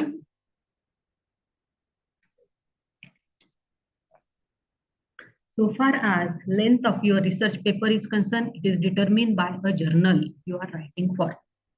की आताचा काळ असा आहे की तुम्हाला सबमिशन जर करायचं असेल, तुमच्या नावावर 2 आर्टिकल्स लागतात जर्नल मध्ये आलेली. तर अशा वेळी त्याची लांबी काय असावी, तिथे शब्द मर्यादा काय असावी, that will B decided bye the journal. जे कोणी ते जर्नल चालवतात तेच तुम्हाला सांगतात की आम्हाला 1000 शब्दामध्ये पाहिजे, आम्हाला 500 शब्दामध्ये पाहिजे, आम्हाला 13 पेजेस मध्ये पाहिजे, आम्हाला 12 पेजेस मध्ये पाहिजे. So the length of the article is determine by whom? By the journal you are writing for. ज्या जर्नलसाठी तुम्ही लिहित असतात तेच तुम्हाला सांगते की ते किती लांबीचं असावं. Each journal normally specifies a length and a format. तिथे तुम्हाला सूचना केलेल्या असतात. Which font should be used, what should be the line spacing, similarly font size, all those things are mentioned there. Means you are what is expected so far as the journal is concerned, the journal itself gives the length of the paper, means how many words should be there, then the font, कुठला font वापरायचा आहे, times new Roman वापरायचा आहे का, aerial वापरायचा आहे का, अजून कुठला वापरायचा आहे. Then what should be the font size, त्याची साईज काय असावी, 12 असावी का 13 असावी का 14 असावी. What should be the line spacing, एक लाईन स्पेसिंग असावी का 1.5 असावी का 2 असावी, हे सगळं कोण ठरवत असते, that is determine by the journal. So the format is given to you. So far as PhD thesis is concerned, it is normally between 60,000 to 70,000 words in a length. PhD चा thesis हा रफली किती पर्यंत असावा, 60,000 ते 70,000 पर्यंत असलाच पाहिजे. म्हणजे रफली कितीचा येतो, तर 250 ते 225 मध्ये तुमचा पीएचडीचा थिसिस आहे. तो त्यापेक्षा मोठा असेल तर चालेल, परंतु त्यापेक्षा लहान हा जनरली नसावा. Author dissertation could be between 8,000 to 25,000 words in length. मग तुमचा एमफिलचं डेझर्टेशन असेल किंवा इतर काही असेल, मायनर रिसर्च प्रोजेक्ट वगैरे असेल, तर त्याची किती असावी ही शब्द मर्यादा? 8,000 ते 25,000 मध्ये ते असावं. The principle of introduction, body and conclusion holds for any formal writing. Thesis writing is formal writing. Informal writing आहे का? नाही, ही फॉर्मल रायटिंग आहे. आणि या फॉर्मल रायटिंग मध्ये कुठला रूल आपल्याला पाळावा लागतो? What I have stated at the beginning, the principle of introduction, body and conclusion. की थिसिस असेल तर त्याला पहिलं चॅप्टर हे इंट्रोडक्शनचं असेल, शेवटचं चॅप्टर हे कन्क्लुजनचं असेल, आणि मधलं जे काय आहे that is called the body. Introduction should be at the beginning, conclusion should be at the end, and in between the analysis or interpretation of the data is there, that is called the body. हे कुठल्याही formal writing मध्ये तुम्हाला follow करावं लागतंय. समीक्षेच्या ह्याच्यामध्ये, रिसर्चच्या ह्याच्यामध्ये हा नियम सगळीकडेच आहे. तुम्ही फ्लॅशबॅक टेक्निक नाही घेऊ शकत. सुरुवातीला तुम्ही फाइंडिंग्स द्याल आणि नंतर तुम्ही मी काय काय केलं ह्याच्यासाठी सांगतो म्हटलं तर चालेल का? किंवा तुम्ही एखादा नाटक काढलं. Suppose you have chosen Girish Karnad. Girish कार्नाडांचं एक नाटक तुम्ही एमफिल साठी घेतलं. कुठलं घेतलं? वेडिंग अल्बम घेतलं. मग हे वेडिंग अल्बमवरचं तुमचं जे काही रिसर्च आहे कुठे येणं एक्सपेक्टेड आहे याला सुद्धा मर्यादा असतात. कशा असतात? इंट्रोडक्टरी चॅप्टर मध्ये तुम्ही काय देऊ शकता? The background of Indian theatre. Indian थिएटरचं बॅकग्राऊंड देऊ शकता. त्या बॅकग्राऊंड मध्ये इंडियन थिएटर हे वेस्टर्न जे काही टेक्निक्स वापरल्या गेले त्यांनी कसं इन्फ्लुएन्स झालं हे देऊ शकता. गिरीश कार्नाडचे कॉन्टेम्पररी रायटर्स कोण आहेत हे देऊ शकता. त्याच्यानंतर या नाटकावर किती रिसर्च झालेला आहे ते रिव्ह्यू ऑफ लिटरेचर मध्ये देऊ शकता. त्यानंतर ऑब्जेक्टिव्ह, हायपोथिसिस हे दिल्याच्या नंतर तुम्ही चॅप्टर स्कीम देऊ शकता. या चॅप्टर स्कीम मध्ये ज्या नाटकावर तुम्ही काम करणार आहेत ते सुरुवातीलाच टाकलं, दुसऱ्याच चॅप्टर मध्ये टाकलं आणि तिसऱ्या चौथ्या नाटकांमध्ये बाकीच्या नाटकांचं समालोचन केलं तर चालेल का? नाही चालणार. ते चॅप्टर कुठे एक्सपेक्टेड आहे? सुरुवातीला एक्सपेक्टेड नसतंय. बॉडीमध्ये सुद्धा तुम्हाला क्रम ठेवावा लागतो की त्यांचे इतर नाटक काय आहेत, त्यात त्यांनी काय सांगितलं हे दुसऱ्या चॅप्टर मध्ये येईल. सपोज तुमचा एमफिलचं डेझर्टेशन हे 4 चॅप्टरचं असेल, तिसऱ्या चॅप्टर मध्ये जे काही नाटक तुम्ही अनालिसिस साठी निवडलेलं आहे, wedding album for example, that should be in the 3rd chapter and 4th chapter will be conclusion. म्हणजे क्रम हा तुम्हाला पाळावाच लागतो. कुठेही काहीही टाकतो म्हटलं तर चालेल का? That is not expected. You have to follow the rule of unity. Then what is expected in introduction? पहिल्या चॅप्टर मध्ये काय तुमच्याकडून एक्सपेक्ट केलं जातंय? तर तुमच्याकडून ह्या गोष्टी एक्सपेक्ट केल्या जातात. This chapter would normally contain your theoretical framework. याच्यात रिसर्चचा फार भाग येतो का? No. On large scale there is compilation. तिथे थिओरिटिकल इन्फॉर्मेशन येत असते की याच्यामध्ये काय काय नेमकं झालेलं आहे. ते तुमचं इंट्रोडक्शन आणि रिव्ह्यू ऑफ लिटरेचर मध्ये. It could contain an exhaustive and critical review of the area under study. जो काही एरिया तुम्ही अभ्यासासाठी निवडलेला आहे त्याच्यामध्ये नेमकं काय काय झालेलं आहे. You have to take a review of it, exhaustive review of it. काय काय काम झालेलं आहे त्याची नोंद तुम्हाला या इंट्रोडक्शनच्या चॅप्टर मध्ये द्यावी लागते. Then there are objective. तुम्हाला काय हेतू साध्य करायचा आहे. Objective may be 1, 2, 3, 4, 5. त्याच्यावर जाऊ नयेत. एवढे ऑब्जेक्टिव्ह तुम्ही देऊ शकता. मी हे हे हे हे हे हे हे हे करणार. Then you have to give the hypothesis, गृहीत कृत्य, की तुम्ही काय एक्सपेक्ट केलेलं आहे, काय होणार आहे याच्यामध्ये. That is called hypothesis. Then methodology. So far as English literature is concerned, 2 types of methodologies are there. One is critical, analytical, and descriptive exploratory. ही झाली one. And another one survey based. ELTचा subject जर निवडला आणि तुम्ही questionnaire तयार केला आणि मुलांकडून जर डेटा कलेक्ट करायचा असेल तर या प्रश्नावलीच्या द्वारे तुम्ही करू शकता किंवा तुम्ही सर्व्हे करू शकता आणि त्यावर करू शकता. तर survey based method that is one and descriptive method that is one. So you have to mention the methodology also, and then you have to give the limitations and scope for further study. की तुमचा area कुठपर्यंत मर्यादित आहे, अजून याच्यामध्ये हे हे हे हे सुद्धा आहे, परंतु मी कुठपर्यंत स्वतःला लिमिट केलेलं आहे. Suppose you have chosen Badal Sarkar. Badal Sarkar's translated plays you can take for your study. दुसऱ्या भाषेतले चालतील का? नाही चालणार. तुम्ही जर इंग्रजीचे अभ्यासक असाल तर इंग्रजीमध्ये जे काही ट्रान्सलेट झालेले आहेत किंवा तुम्हाला ते ट्रान्सलेट करून घ्यावे लागतील. त्यातही सगळेच्या सगळे घेऊ शकता का? नाही. ठराविक घेतलेले आहेत. That is the limitation of my dissertation. ते माझ्या डिझर्टेशनचं लिमिटेशन आहे. And scope for further study. आपण अभ्यास केला म्हणजे सगळेच आस्पेक्ट अभ्यासले असं आहे का? नाही. काही आस्पेक्ट सुटलेले असतात. There you can give the scope for the further study and you have to mention the chapter scheme. That is your introductory chapter. Introductory chapter should give a glance of the entire thesis. इतकं व्यवस्थित असलं पाहिजे इंट्रोडक्शनचं chapter. जरी त्याच्यामध्ये थिओरॉटिकल असेल तरी पण पुढे तुम्ही काय करणार आहात हे इंट्रोडक्शन वाचूनच सगळं कळलं पाहिजे, तर ते अन्यथा नुसतं कंपाईल केलं तिथे टाकलं तर होईल का? नाही. You have to work in the same this manner and that will give you the satisfaction of research work. या पद्धतीनं जर काम केलं तर कामाला न्याय दिल्याचा आनंद तुम्हाला मिळू शकतो. Then the middle part, that is body. The main body of your paper or thesis will develop your argument. पहिल्या चॅप्टर मध्ये स्वतःचा आर्ग्युमेंट द्यायचा तेवढा तुम्हाला तिथं स्कोप असतो का? तर नाही. तिथे थिअरॉटिकल जास्त असते, टेक्निकल जास्त असते. But from the second to last but one chapter there may be 2, there may be 3, there may be 4 also. कितीही चॅप्टर असू शकतात मध्ये, शेवटच्या अगोदरचे आणि पहिल्याच्या नंतरचे. There you can develop your own argument. स्वतःची विचार हे कुठे एक्सप्रेस होत जातात? या बॉडीमध्ये एक्सप्रेस होत जातात. Suppose you have chosen Vijay Tendulkar. त्यांच्या नाटकाचं कॅटेगरायझेशन तुम्ही करू शकता. कुठल्या कुठल्या पद्धतीने करू शकता? स्त्री पात्रांचा अभ्यास, पुरुष पात्रांचा अभ्यास, स्त्री पुरुष एकत्र ह्यांचा अभ्यास, असे असू शकते. किंवा सोशल प्लेज, पॉलिटिकल प्लेज, या दलित प्लेज या पद्धतीने करू शकता. किंवा अजूनही कुठल्या पद्धतीने ते करू शकता. The foreign influences that are observed in Tendulkar's plays, the Indian influences that are observed in Tendulkar's plays. आणि तिथं तुम्ही स्वतःचे आर्ग्युमेंट हे डेव्हलप करू शकता. हे असं कशामुळे मला जाणवते? लोकांनी काय म्हटलेलं आहे ते बरोबर आहे का? मला पटत नाही. बरोबर असेल तर का बरोबर आहे, पटत नसेल तर का पटत नाही, आणि यापेक्षा वेगळं माझं आर्ग्युमेंट काय आहे. You can develop your argument in the body. It will content the analysis of the data you have collected and the interpretation of this data. जे काही मटेरियल कलेक्शन तुम्ही वेगवेगळ्या लायब्ररीज मधून केलेलं आहे किंवा तुम्ही सर्वे मेथड वापरलेली असेल तर जे काही कलेक्ट केलेलं आहे, the analysis is given in the body of the thesis.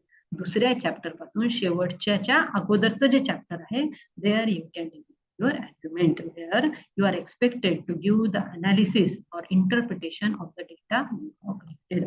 आपण जे काही गोळा केलेलं आहे त्याचं सगळं इंटरप्रिटेशन हे तिथे तुम्ही देऊ शकता. And then the last chapter that is conclusion. कन्क्लुजनचं चॅप्टर हे शेवटचं चॅप्टर आहे. a couple of last paragraphs so far as article is concerned. तुमचा आर्टिकल जर असेल, रिसर्च पेपर जर असेल तर शेवटचे 5 ते 6 पॅराग्राफ हे कन्क्लुजन असतात. And so far as thesis is concern the last chapter is the conclusion. शेवटचं चॅप्टर हे तुमचं कन्क्लुजनचं असेल. The part could refer to the introduction and the objectives and hypothesis of your research. त्यात introduction येईल, हा विषय का निवडला, याच्यावर काय झालेलं आहे हे थोडक्यात, and the objectives that have been fulfilled. The objectives and hypothesis of your research, की काय होता आणि ते साध्य कसं केलेलं आहे हे तुम्ही तिथं देणं एक्सपेक्टेड आहे. Showing how you have fulfilled them and your findings. म्हणजेच शेवटच्या चॅप्टर मध्ये the summary of your entire work in few pages, 1 ते 2 पेजेस मध्ये तुम्ही काय केलेलं आहे एकूण ह्याच्यामध्ये. What were your objective, what was your hypothesis, how both of them have been fulfilled. Objective आणि हायपोथिसिस हे पूर्ण कसे झालेले आहेत हे तुम्हाला द्यावं लागेल. And the most important part, you have to give your findings. That is your contribution to research. की यातून तुम्ही काय कन्क्लुजन्स काढलेले आहेत, काय निष्कर्ष काढलेले आहेत. स्त्री पात्रांचा अभ्यास जर केलेला असेल, तुम्ही काय म्हणू शकता विजय तेंडुलकरांच्या बाबतीत? तुम्ही म्हणू शकता की त्यांच्या नाटकातल्या बहुतांश स्त्रीरेखा ह्या परंपरेच्या विरोधात न जाणाऱ्या दिसतात. काही पात्र अशी आहेत की ज्यांच्यामध्ये परंपरेच्या विरोधात आवाज उठवण्याची ताकद आहे. त्यांच्यातल्या त्यांच्या नाटकातील स्त्री पात्र ही पुरुष प्रधान संस्कृतीच्या बळी ठरलेल्या दिसतात. These are the conclusions if you are working on that particular author. हे या पद्धतीचे आपले विधान देणं, पूर्वीच्यांपेक्षा वेगळे देणं आणि त्याला सपोर्टिव्ह, की त्या बळी ठरलेल्या आहेत तर कशा ठरलेल्या आहेत. In few words, these are your findings. The last part of your conclusion chapter is your findings. Next please. Next please. Last, this is the last part, that is your bibliography. You have to give the references. पहिल्या chapter पासून शेवटच्या chapter पर्यंत ही तुम्हाला पुस्तकाचे references हे द्यावेच लागतात. ही पूर्वी ही पद्धत वेगळी होती, आता ही पद्धत वेगळी आहे. Two types of methods are there. One is that you can give the footnotes. Second one, you can give the numbers and the list of the books at the end, or you can give the in-text citation. आत्ताच्या ह्याच्यामध्ये आता कुठली MLA ची addition चालू आहे, 9वी addition चालू आहे आणि 8व्या एडिशन पासूनच इंटेक्स्ट सायटेशन हे सुरू झालेले आहेत. पूर्वी कसं होतं की खाली ज्यातून तुम्ही रेफरन्स घेतलेला आहे खाली काही स्पेस सोडली जायची आणि तिथंच ती फुटनोट दिली जायची. परंतु आता ती दिली जाते का, जुने पुस्तकं जर पाहिले तर आपल्याला फुटनोट्स दिसून येतात. परंतु आत्ताच्या काळामध्ये कुठली मेथोडॉलॉजी वापरली जाते, की सपोज तुम्ही आता एखाद्या पुस्तकाचा आधार घेतलेला आहे, टुटून मुखर्जी हे गिरीश कार्नाडांच्या ह्याच्यावर घेतलेलं आहे, तर ते तिथं द्यावं लागते ऑथरचं नाव आणि पुस्तकाचा page number. That is called in-text citation. परंतु नंबरिंगच्या साह्यानेही देऊ शकता आणि सगळ्यात शेवटी मग त्याच नंबरने ते पुस्तकही लावली जातात. परंतु इंटेक्स्ट सायटेशन जर दिले तुमची जागाही वाचू शकते. तिथे फक्त पुस्तकाचं ऑथरचं नाव आणि पेज नंबर आणि मागच्या साईडला वर्क साइटेड म्हणून पुस्तकांची यादीही द्यावी लागते. And how to give the references. मग हे रेफरन्सेस कसे द्यायचे, पुस्तकाची यादी ही चॅप्टरच्या शेवटी कशी द्यायची आणि बिब्लिओग्राफी हे कशी द्यायची. The name of the author, surname first with the comma and the rest of the name. So far as English literature students are concerned, for them I am telling this one. You have to mention the name of the author. While giving the name of the author, surname should be given in the first stage. सुरुवातीला काय द्यावं लागेल तुम्हाला, आडनाव द्यावं लागेल. That should be followed by a comma, त्याच्यानंतर comma द्यावा लागेल and then the remaining part of your name. आणि त्यानंतर तुमचं स्वतःचं नाव आणि वडिलांचं नाव, ते जेवढं केवढं द्यायचं आहे. परंतु surname first, then comma and the remaining part of your name. Then name of the book in italics. त्यानंतर फुल स्टॉप द्यावा लागेल तुमचं नाव संपल्याच्या नंतर आणि त्यानंतर पुस्तकाचं टायटल द्यावं लागेल. That should be in इटॅलिक्स. तर आपण आता तुम्हाला रिसर्च मेथोडॉलॉजीचा पेपर हा द्यावा लागेल आणि हे देत असताना मग आपल्याला इटॅलिक्स तर काढता येत नाही, तिरपे अक्षर काढता येत नाही. To show italics that part is underlined. जो भाग अंडरलाईन केलेला असतो तो इटॅलिक्स. The name of the publication. त्यानंतर काय करावं लागेल, पुस्तकाचं नाव दिल्याच्यानंतर प्रकाशनाचं नाव लागेल, इयर ऑफ पब्लिकेशन. पूर्वीची जी 7वी एडिशन होती, 7व्या एडिशन मध्ये the name of the place was also there. Paper common आहे सगळ्यांना. After year of publication you have to give the page numbers.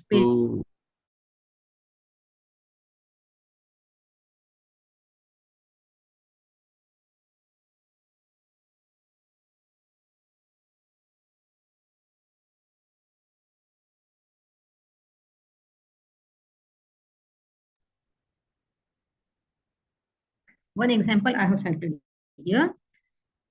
Name of the author, Adya Rangacharya. That is the name of the author. Surname first, that is Rangacharya, then comma, and then remaining name Adya. Full stop is given there. Then the name of the book, Introduction to Bharata's Natya Shastra. Then full stop. Then the name of the publication, Popular, and then year of publication. So far as your bibliography is concerned, what steps should be followed? 4 steps are there. In the first one, you have to give the primary sources, that is the original text of the writer. Then secondary sources, books which are written on the author. Then introduction, articles, dissertation, the introduction that are given in the book. Similarly, the articles that you have read in various types of books, and then dissertations in the libraries. And fourth one is internet entry or bibliography.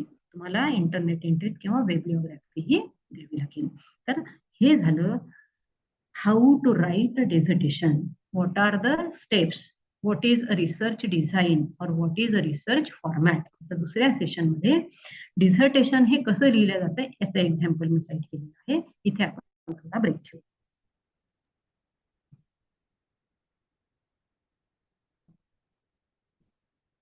Vaibhav sir. हा बोला ना madam. हा, इथे एक 15 मिनिटाचा break घेऊ उरलेला. Madam एक प्रश्न होता माझा, हा विचारा सर.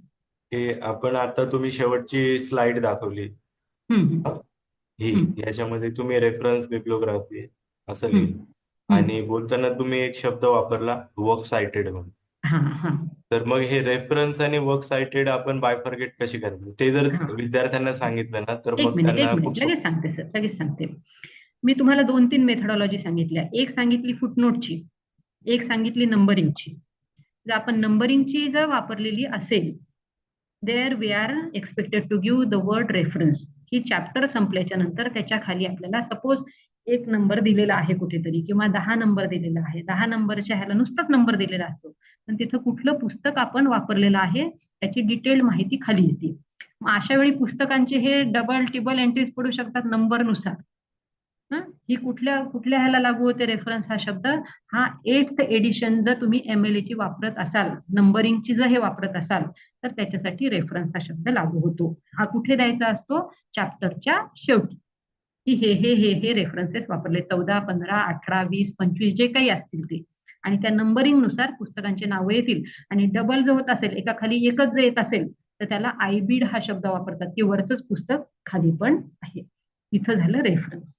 दुसरा शब्द मी वापरला वर्क सायटेड, की आता 8व्या आणि 9व्या एडिशन जी काही MLA ची आली, तर त्याच्यामध्ये तुम्हाला इंटेक्स्ट सायटेशन देणं हे कंपल्सरी आहे. आता रिसर्चसाठी तीच वापरली जाते, की जिथं तुम्हाला काय करायचं असते, एखाद्या पुस्तकातलं जर तुम्ही एखादं वाक्य वापरलं असेल, एखादं कोटेशन वापरलं असेल, तर तिथंच तुम्हाला ब्रॅकेटमध्ये द्यावं लागते. आणि त्या ब्रॅकेटमध्ये काय लिहायचं असते तुम्हाला? The name of the author.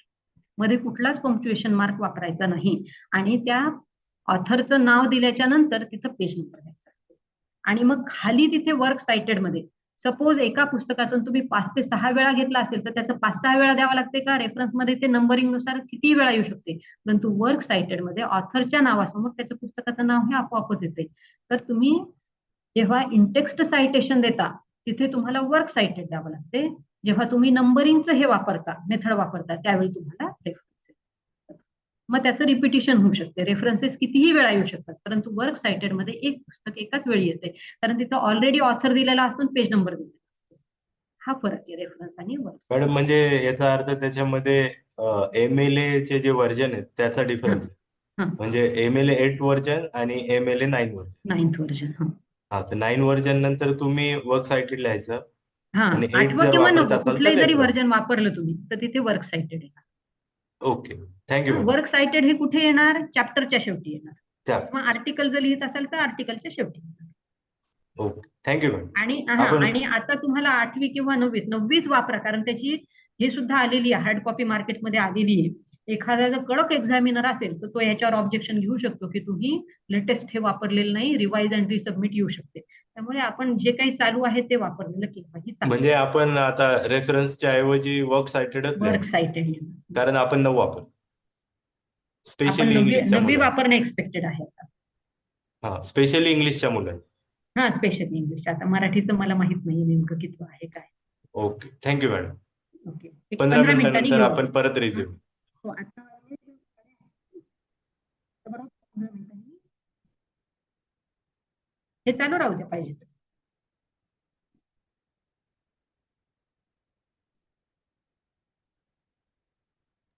Madam तुमचा कॅमेरा ऑफ करा.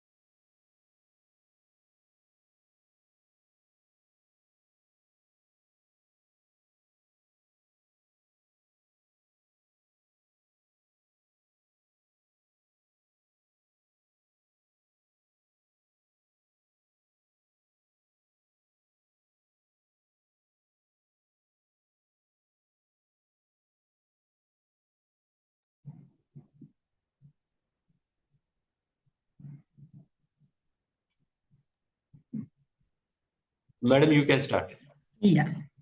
I have given you the idea that what format should be followed so far as dissertation writing is concerned or thesis writing is concerned. Here, one example I have cited how to write a dissertation. One example of dissertation I am giving here. The first thing that I told you is that the choice of the topic that should be of the researcher, of the candidate who is working. The choice should be decided, the topic should be decided by the researcher himself with the consultation of the research supervisor.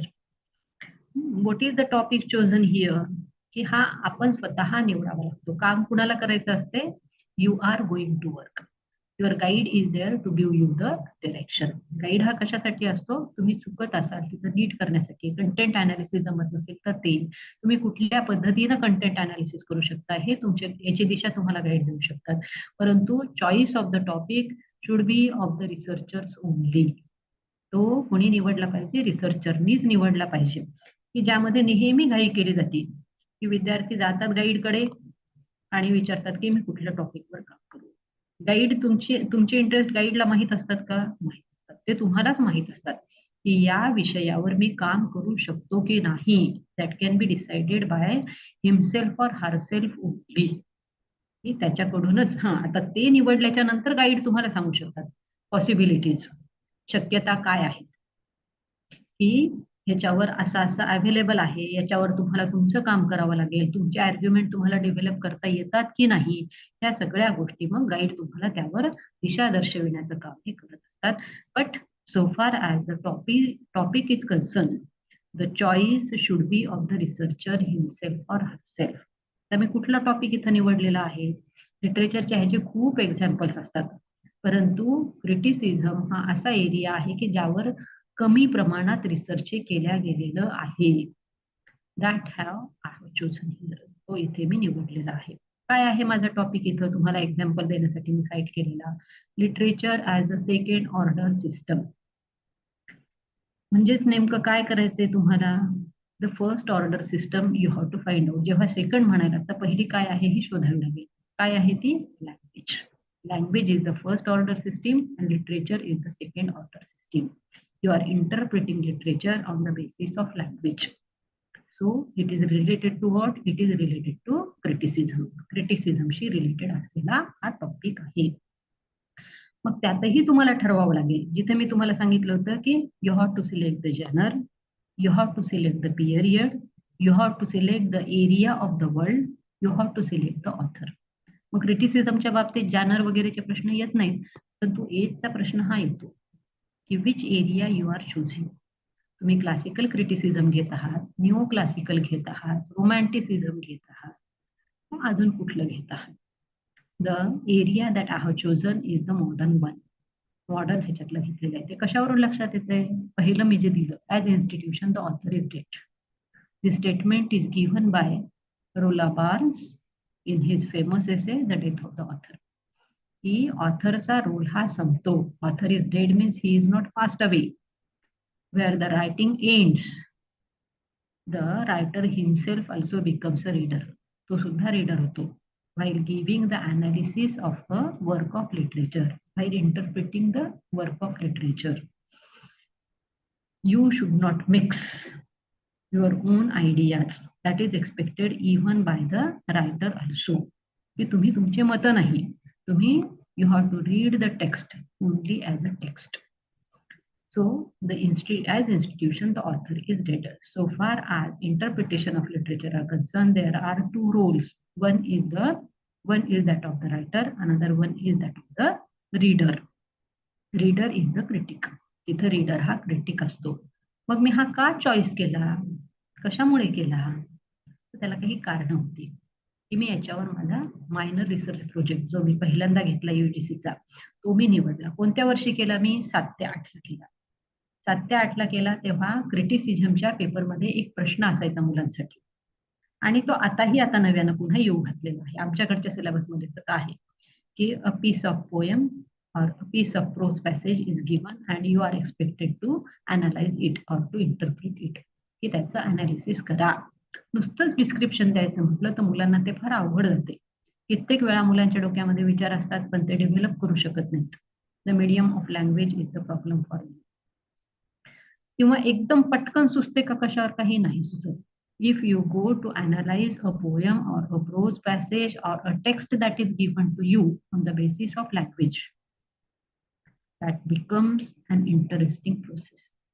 लँग्वेजच्या बेसिसवर जर तुम्ही ते करू शकत असाल, मग असं दिशा देणारं एखादं पुस्तक होतं का? एक पुस्तक होतं, प्रॅक्टिकल क्रिटिसिझम. त्याच्यामध्ये 3-4 ऑथर आहेत. One of them is T C. Raman आणि बाकीचे काही आहेत. परंतु ते कशाशी रिलेटेड होतं? That is related only to practical criticism, that is new criticism. त्या एकाच अप्रोचशी ते रिलेटेड होतं. मग अनेक अप्रोचेस आहेत की ज्या कशाशी रिलेटेड आहेत? Reading the text only as the text, ही पुस्तकाचा पुस्तक म्हणून विचार करा आणि ते इंटरप्रेट करा, अशा सांगणाऱ्या 4 अप्रोचेस आहेत. आणि तसं एकसंघ पुस्तक ते नव्हतं. That is why I have chosen that topic. Research करत असताना असं काही टॉपिक घ्या की तुम्ही काही कॉन्ट्रीब्यूट करू शकाल. For the sake of research, for the sake of degree असं करू नका. आपण काहीतरी देणं लागतोच. आपण जे लहानाचे मोठे होतो, आपल्याला नोकऱ्या लागतात, आपण त्याच्यावर छान आयुष्य जगतो. Then we have to give the contribution to our field. आपल्या फील्डला आपल्याला जसं जमेल तसं कॉन्ट्रीब्युशन आपण द्यावं. त्यामुळे नवा विषय हा रिसर्चसाठी घ्यावा. सुरुवातीलाच सांगतेय, अजून तुम्ही चॉईस केलेले आहेत की नाही की. कारण पूर्वीपेक्षा आताची रिसर्चची पद्धती बदललेली आहे की तुमची RAC होती जिथे तुम्हाला गाईड दिला जातो आणि त्यानंतर तुम्हाला मग कोर्सवर्क करावं लागतंय. आणि हा सगळा कोर्सवर्कचा भाग आहे. आणि कोर्सवर्कची परीक्षा पास झाल्याच्या नंतर RRC लागती, जिथं तुमचा टॉपिक हा फायनल होत असतो. त्यामुळे असा टॉपिक घ्या की ज्याच्यावर काही झालेलं नाही आणि येणाऱ्या स्टुडंट्सच्या जनरेशनला तुम्ही काहीतरी कॉन्ट्रीब्यूट करू शकाल. मग मी हे कशामुळे घेतले? There are so many changes in the critical approach in the interpretation of literature. And in this new approach author is replaced by the reader. ही पुस्तकाचं लेखन झाल्याच्या नंतर द ऑथर इज डेड. या इन्स्टिट्यूशन्स आहेत, 2 स्वतंत्र संस्था आहेत, रीडर आणि रायटर. परंतु जेव्हा पुस्तक लिहून संपतंय तेव्हा रायटरनं सुद्धा रीडर झालं पाहिजे आणि तपासलं पाहिजे what ever I have given, is it really a contribution. हे समाजामध्ये खरं तर पुस्तक लिहिणं हे कशाचं माध्यम आहे? समाज सुधारण्याचं माध्यम आहे. तुम्ही काहीतरी देऊ शकता, नवी दिशा देऊ शकता, विचार करण्याची पद्धत बदलवू शकता. So author should also become a reader. Who becomes important so far as the book is concern? Shakespeare एवढा मोठा का झाला? त्यांच्या क्रिटिकमुळे झालं. वेगवेगळ्या पद्धतीनं अनालिसिस केलं जाते. आपण पुस्तक लिहितो आणि बाजूला लावतो, ते जर कुणीच वाचलं नाही तर ते पुस्तक महत्वाचं ठरेल का? नाही. त्याचं अनालिसिस जर केलं लोकांनी, त्यावर विचार प्रक्रिया जर झाली, थोडक्यात meditation on that book. So who is important so far as the life of the book is concern? पुस्तकाचं जीवन किंवा समाजासाठी त्याचा उपयोग हे कशावर अवलंबून असते? That is on reader. So author is replaced by the reader in the new interpretation of literature. And here attention is focused upon words, phrases, sentences, images, symbols, etc. आणि ह्या नव्या अप्रोच मध्ये पूर्वी लिटरेचरचं अनालिसिस करायचं म्हटलं तर teaching learning process is not two way process. Teacher goes on analysing and students are there to listen to the teacher. Teacher हा analysis करतो. आताही चालते ते. In the majority of the colleges, in the majority of the universities, the method that is followed in the teaching of literature is lecture method, where the teacher goes on analyzing if the novel, play is there, the plot, the theme, the characterization, the narrative technique. But in this new approach, the attention is focused upon what? It is focused upon the words, it is focused upon the phrases, it is focused upon the sentences, it is focused upon the images and the symbols, the interpretation of all those things. आणि हे क्रमाक्रमाने तुम्ही करत गेल्याच्या नंतर you can reach up to the thematic aspect. त्याची theme काय आहे, ऑथरला काय मेसेज द्यायचा आहे, किंवा पुस्तकाला, ऑथरपेक्षाही पुस्तकाला काय मेसेज द्यायचा आहे, you can reach up to that one. This type of criticism has a particular name. Whatever criticism was there which is related to the author, the biography of the author, the historical situation that makes the author to write that book, that is called subjective or expressive criticism. त्याला काय म्हटलेलं आहे, biographical criticism ही पण term वापरली जायची, पण त्याला subjective or expressive criticism.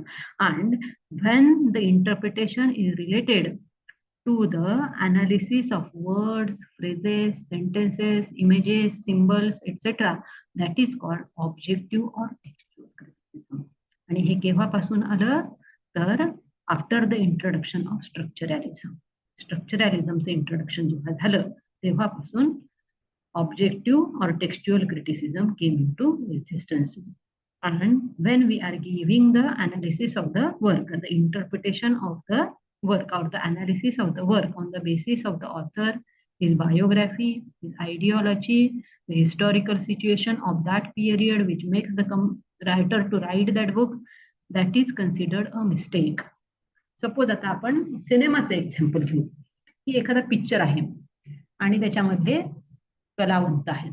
त्याच्यात अमिताभ आहे म्हटलं की पहिला विचार डोक्यामध्ये येतो की हा पिक्चर चांगलाच असला पाहिजे आणि आपण त्याच अँगलनी तो पिक्चर पाहतो. सपोज एखाद्या फेमस रायटरचं पुस्तक आहे, मध्ये काही न वाचता ऑथरचं नाव वाचलं की आपल्याला वाटते की हे यांनी लिहिलेलं आहे म्हणजे ते छानच आहे. That is considered a type of mistake.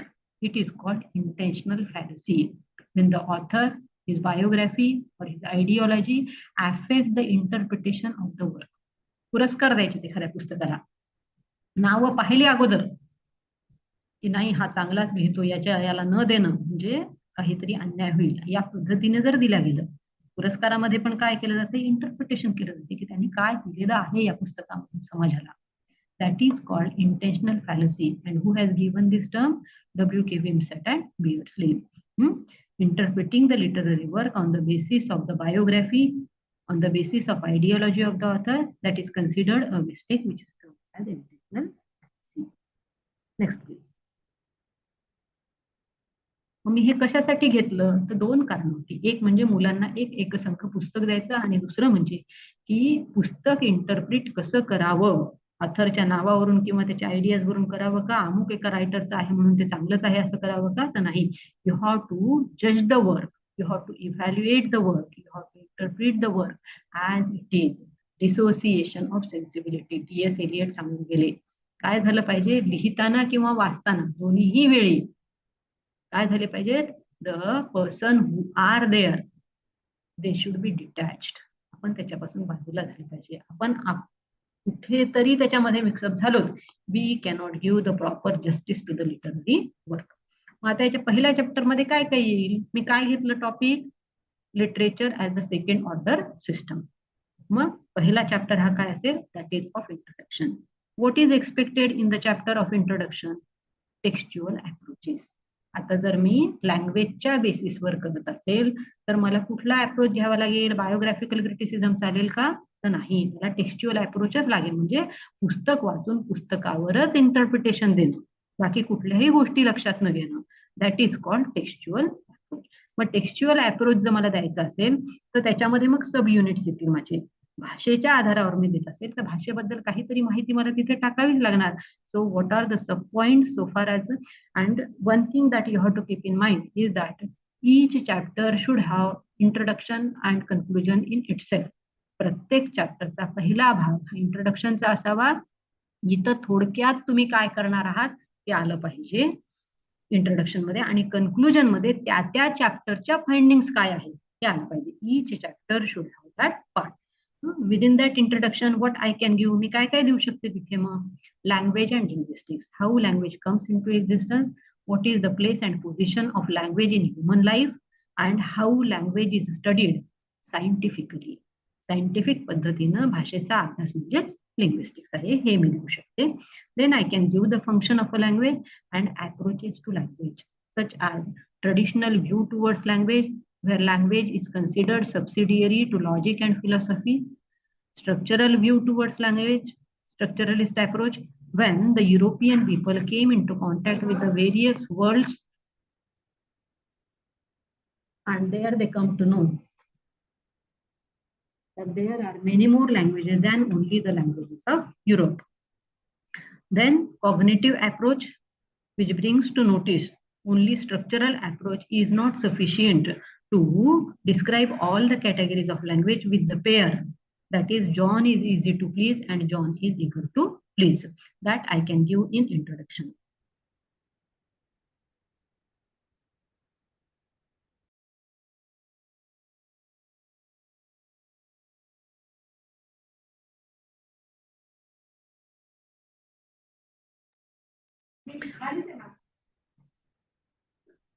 That is about introduction of your first chapter.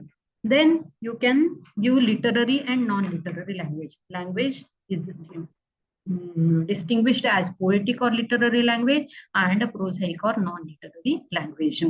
You can cite the examples and describe how the language that is used for literature is different from the language that is used in day-to-day diction or the language that is used for prose. Then what is the next unit? Linguistics and literature. How literature can be interpreted on the basis of language. Then what is expected by you? Review of literature. How much work has been done in this area by the other researchers? That is your review of literature. कुठलं कुठलं काम झालेलं आहे, कोणी कोणी याच्यावर काय काय केलेलं आहे, ते कुठपर्यंत मर्यादित आहे, त्याच्यामध्ये काय नाहीये हे तुम्ही तुमच्या रिव्ह्यू ऑफ लिटरेचर मध्ये देऊ शकता. Then you are expected to give the objective, की तुमचा हेतू काय आहे. So far as this topic is concerned, what is my objective? My objective is to make the student the active participants in the teaching learning process. की एखाद्या पुस्तकावर मत देणं म्हणजेच त्याचं इंटरप्रिटेशन असते. पूर्वीच्या मेथडमध्ये किंवा लेक्चर मेथडमध्ये टीचर हा एकटाच बोलत जातो आणि मुलं ते ऐकून घेतात आणि ते स्वीकारतात. परंतु इथं काय करायचं आहे? We have to give a type of choice to the student to give their own point of view regarding the work of literature. एखाद्या पुस्तकावर तुमचा विचार काय आहे? तुम्हाला हे पुस्तक आवडलं तर का आवडलं, नाही आवडलं तर का नाही आवडलं, त्याच्या प्लॉट बद्दल तुम्हाला काय वाटतंय, त्यातल्या नॅरेटिव्ह टेक्निक बद्दल तुम्हाला काय वाटतंय, त्यातल्या कॅरेक्टर्स बद्दल तुम्हाला काय वाटतंय. Actually it is making the student the active participants in the teaching learning process. शेवटी सगळं नेमकं काय चालू असते? इंटरप्रिटेशन. म्हणजे आयुष्यामध्ये सगळं आपण इंटरप्रिटच करत असतो की एखादी गोष्ट कशी समजून घ्यायची. That is our interpretation. मग ते पुस्तक असेल किंवा एखादा इन्सिडेंट असेल, आपण आपलंच जमत दुसऱ्याला सांगत असू की नाही हे असंच आहे म्हटलं तर आपण समजून घेऊ शकतो का, किंवा तो त्या पद्धतीने तो स्वीकारू शकतो का. कुठेतरी त्याला वाटते की नाही, I don't think this is like what ever you think. तुम्हाला जसं वाटते तसं ते नाही, हे वेगळ्या पद्धतीचं आहे. आणि इथे या प्रोसेसमध्ये नेमकं काय झालेलं आहे?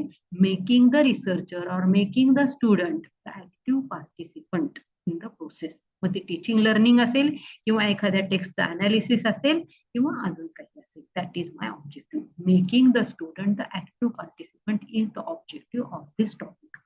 Then what is hypothesis? गृहीतकृत्य काय आहे? गृहीतकृत्य हे आहे की teaching learning process can be made a lively, participatory and challenging task for the teacher and the student. ही शिकवायची जी काही पद्धत आहे ती काय झाली पाहिजे? की शिक्षक बोलायले, मुलांना कधी कधी झोप सुद्धा येते, पण त्यातच त्यांना जर संधी दिली, it becomes a lively process, it becomes a participatory, both of them participating. टीचरला सुद्धा अतिशय सजग राहावं लागते जेव्हा मुलांना संधी दिली जाते की तुम्ही बोला, तुमचे विचार मांडा, ते प्रश्नही उपस्थित करू शकतात.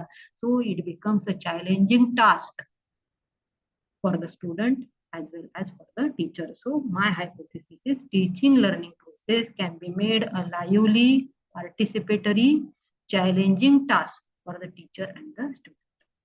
Then we have to give the methodology. Two ways are there. One is survey method, another one is descriptive, analytical, exploratory. जिथं टेबल वरती की तुम्ही जो काही डेटा कलेक्ट केलेला असतो त्याचं सगळं अनालिसिस करू शकता. ती मेथडॉलॉजी तुम्हाला द्यावी लागेल की मी ही मेथड. यामध्ये सुद्धा तुम्ही सर्वे मेथड घेऊ शकता. तुम्ही वेगवेगळ्या कॉलेजेसला भेट देऊ शकता, तिथल्या मुलांना प्रोज पॅसेजेस देऊ शकता आणि शब्दाच्या बेसिसवर, लँग्वेजच्या बेसिसवर इंटरप्रिटेशन तुम्ही तुमचे द्या काही क्लूज देऊन. तर ही सर्वे मेथड सुद्धा करता येऊ शकते. It depends upon you in which way you want to work. Methodology ही तुमच्यावर अवलंबून आहे की तुम्हाला कुठल्या पद्धतीने तुमचं रिसर्च करायचं आहे. Then you have to give the chapter scheme, the scope and limitations of the work, and last part is conclusion, की ह्या चॅप्टरचं कन्क्लुजन काय आहे. Next please. Next.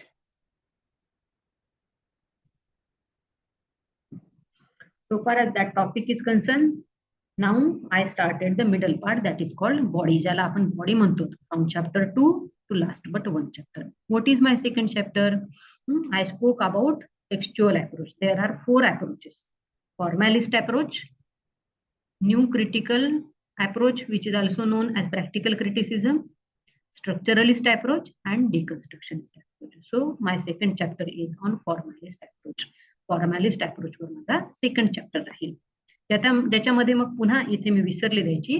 Actually the first part is introduction, and introduction comprises formalism, its origin and growth. Introduction मध्ये मला नेमकं काय द्यायचंय की what is formalism and how it comes into existence and how it is spread in the European continent. सुरुवात कुठून झालेली आहे? युरोपियन कॉन्टिनेंट पासून झालेली आहे.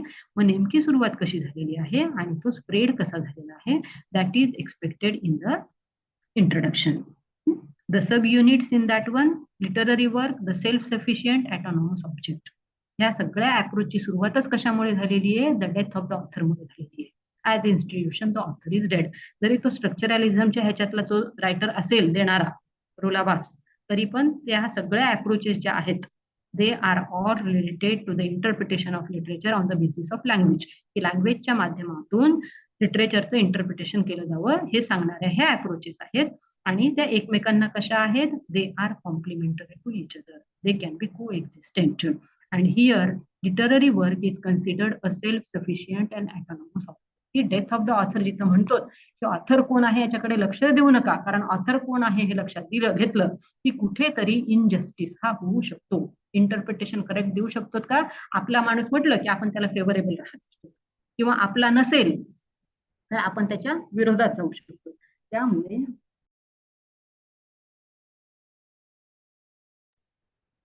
त्याच्या विरोधात जाऊ शकतो. त्याच्यामुळे पुस्तकाला पुस्तक म्हणूनच आपण पाहिलं पाहिजे. So literary work becomes a self sufficient and autonomous object. Who is the author, that is not important. What is important? What is given in that book, that is important. So how is that literary work? It is an autonomous object. It is a self-sufficient object. आपण पुष्कळ वेळा म्हणतो की त्याचे author कोण आहे, ते ऑथरला पाहून त्याला पुरस्कार दिलेला आहे. म्हणजेच काय केलेली आहे? चूक केलेली आहे.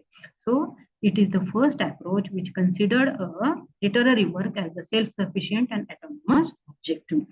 So what becomes important so far as the interpretation of literature is concerned? Structure or form of a work becomes the pivot of literary criticism. शेवटी क्रिटिसिझम म्हणजे नेमकं काय आहे? Interpretation of literature, that is criticism. Evaluation of literary work, that is criticism. एखाद्या टेक्स्टचं analysis कसं करावं म्हणजेच ती समीक्षा असते. And what is at the centre for such type of criticism? Structure or form of a work, that become the pivot, that become the centre of literary criticism. For this, they established the study centers. Which type of study centers were there?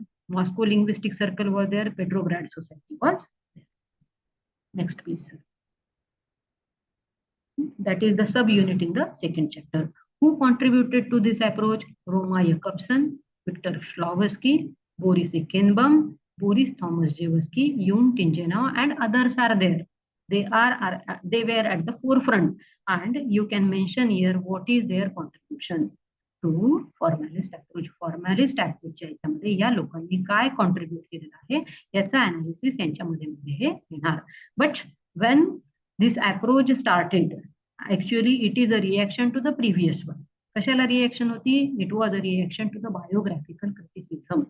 Matthew आर्नल्डचे जे 2 essay आहेत, कुठले? Study of poetry and function of criticism at the present time. That is based upon what? That is based upon the author, his biography, the social situations of that period, and the reason that made him or her compulsory to give that analysis. या सगळ्या ह्याच्यावर ते आधारित होते. Here it is a reaction to that biographical criticism. So it is a reaction to the establishment. कुठलीही एखादी गोष्ट नव्याने जेव्हा इंट्रोड्यूस केली जाते तेव्हा आपण काय करत असतो? That is actually reaction to the previous one. And because of this reaction the activist were objected by the establishment. जे काही सुरू होतं त्यापेक्षा नवीन काही दिलं गेल्यामुळे त्याला ऑब्जेक्शन हे घेतलं गेलं. And that is why the activist migrated from Russia to Ethiopia. Next please. Within that one, the third point, foregrounding or defamiliarization. आता इंटरप्रिटेशन करायचं नेमकं लिटरेचर तर ह्यांनी काही इथं टिप्स दिलेल्या आहेत. कशाच्या बेसिसवर करायचे? We have to analyse it on the basis of language and within that language their focus is on the foregrounding devices which is also called defamiliarization. Here you can give what is foregrounding or what is defamiliarization. फोरग्राउंडिंग म्हणजे नेमकं काय आहे किंवा डिफमिलरायझेशन म्हणजे नेमकं काय आहे ह्याच्यावरूनच आपल्याला लक्षात येते. Familiarisation what is usual, what is regularised and defamiliarisation different from that one, opposite from that one, जे काही चालू आहे त्याच्यापेक्षा वेगळं. And foregrounding or defamiliarisation is the key concept in formalism. Formalist approach जी आली किंवा आपलं जे जुनं काही क्रिटिसिझम मधलं आहे, काय आहे? भरताज नाट्यशास्त्रात जिथं थिअरीज दिलेल्या आहेत, रसा थिअरी दिलेली आहे, अलंकारा थिअरी दिलेली आहे, वक्रोक्ती थिअरी दिलेली आहे. जे वक्रोक्तीमध्ये सांगितलं जाते तेच फॉर्मॅलिझम हे इकडे वेस्टर्न कंट्रीज मध्ये सांगितलं जाते. आणि तिथे काय सांगितलेलं आहे? In order to catch the attention of the reader to the text, the rhetorical language should be used. सोपी जर भाषा वापरली तर आपलं मन तर फार चंचल असते, ते कुठेही भटकते इकडे तिकडे. परंतु एखाद्या टेक्स्टचं इंटरप्रिटेशन जर नीट द्यायचं असेल तर आपलं लक्ष हे कशामध्ये असलं पाहिजे? परीक्षेमध्ये छान मार्क घ्यायचे म्हटले तर कॉन्सन्ट्रेशन कशावर पाहिजे? पुस्तकावर पाहिजे. आपल्या डोक्यात जे बाकीचे प्रश्न आहेत ते बाकीचे प्रश्न आपण त्यावेळी काय केले पाहिजे? डिलीट केले पाहिजे.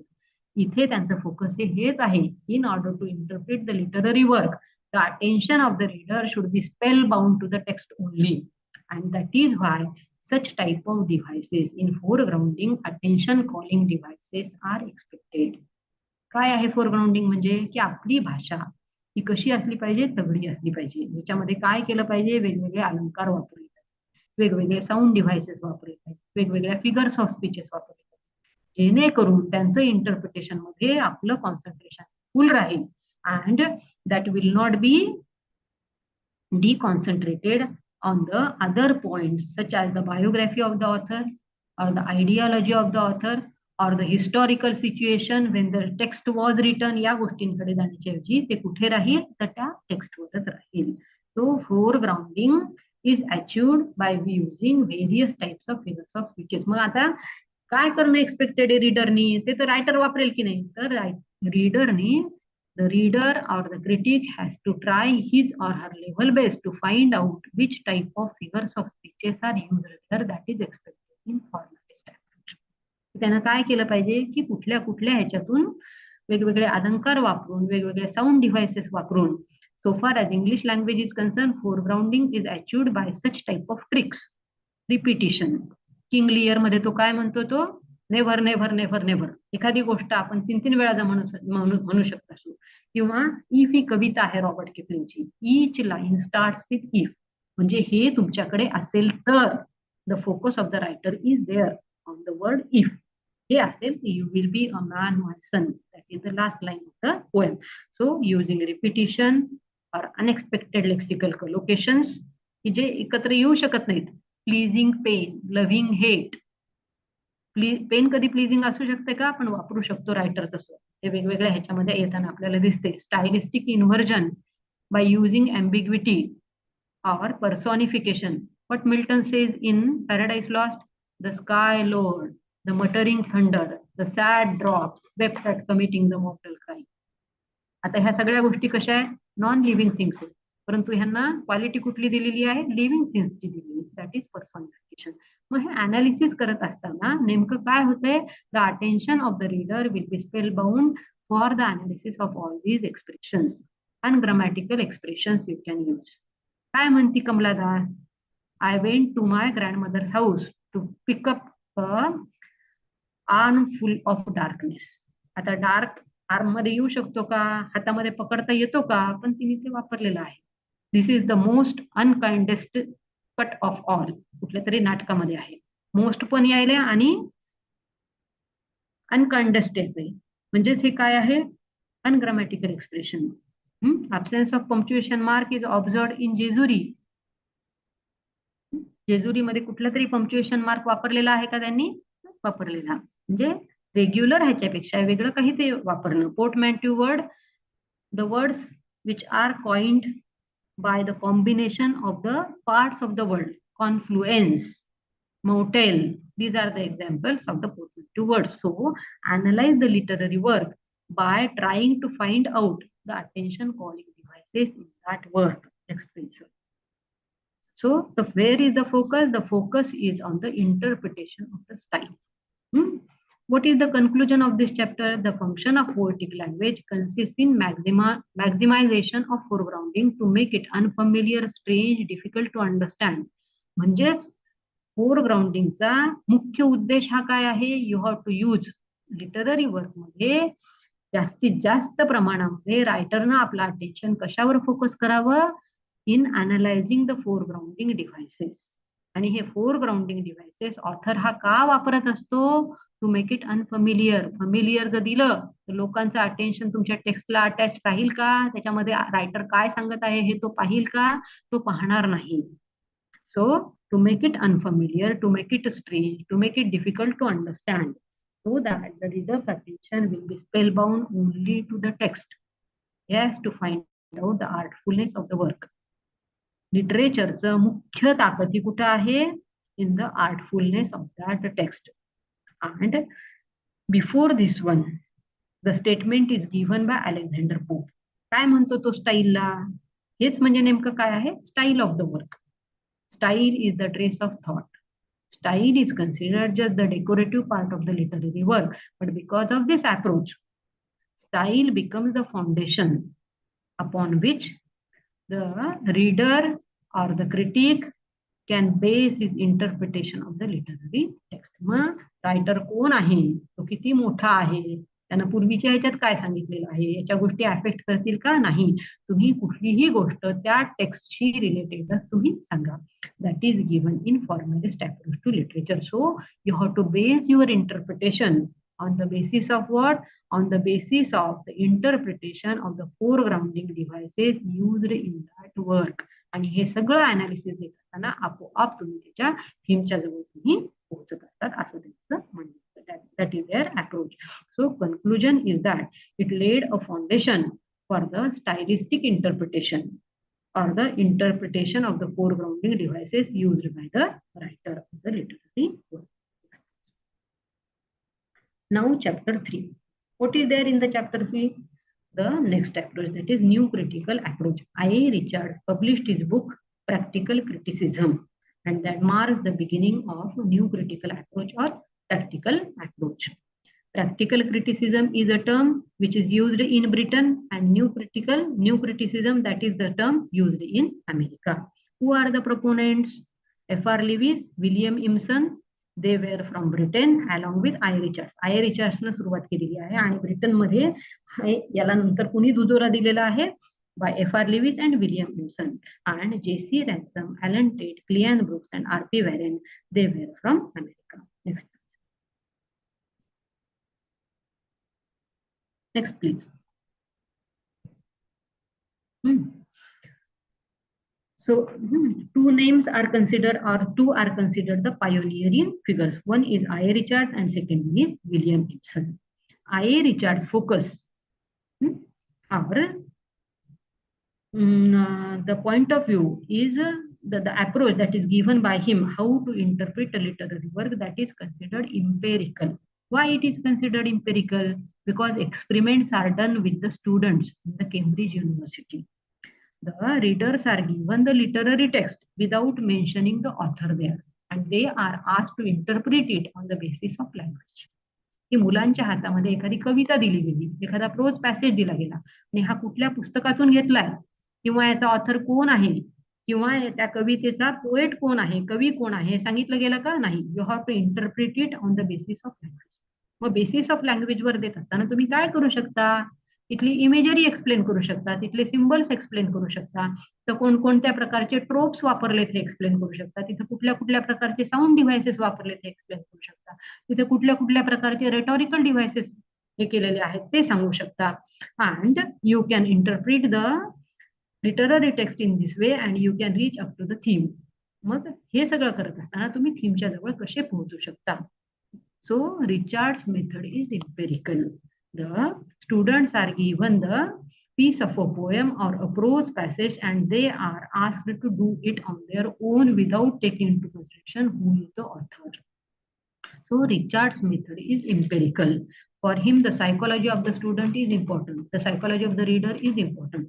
लिटररी टेक्स्टला जो काही रिस्पॉन्स येईल तो कशावर अवलंबून आहे रिचर्डच्या मध्ये, त्यावेळी स्टुडंट्सची सायकोलॉजी काय आहे, त्यावेळी रीडरची सायकोलॉजी ही काय. एखादं पुस्तक आपण वाचतो तर त्यावेळी आपलं एक मत आपण नोंदवतो की मला हे आवडलं तर का आवडलं, मला हे नाही आवडलं तर का नाही आवडलं. परंतु नंतर जेव्हा आपण ते पाहतो त्यावेळी वेगळंही मत देऊ शकतो. So there are various interpretations of the same text by the same reader, depending upon the psychology of the reader. That point of view has been given by I. Richards in his practical criticism.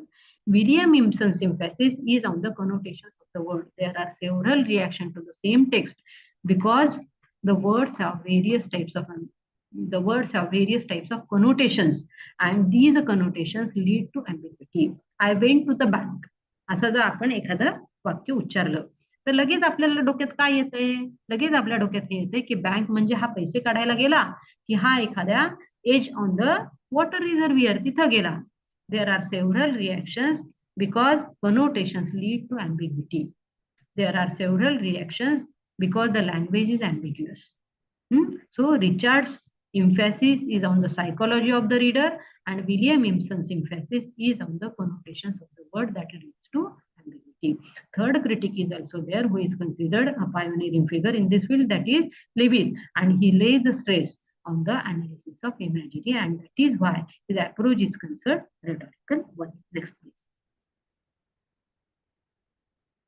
Then what is the similarity and differences between the previous approach and this one? Formalism and new criticism मध्ये सारखेपणा आणि differences काय आहे हे तुम्ही नोंदवू शकता. Actually new criticism is a type of formalism. Why? Because both of them they reacted against the biographical criticism. आधीचा जो अप्रोच होता की रीडरची बायोग्राफी द्या, त्याची कारण द्या, की त्यांनी ते का लिहिलं, that is called biographical criticism. But here both the approaches are against it, so it is a reaction to biographical criticism. Here literary work is considered a text. You have to look towards the book only as a text. Author कोण आहे, poet कोण आहे, नाटककार कोण आहे याच्याकडे लक्ष देऊ नका, तुम्ही फक्त पुस्तक वाचा.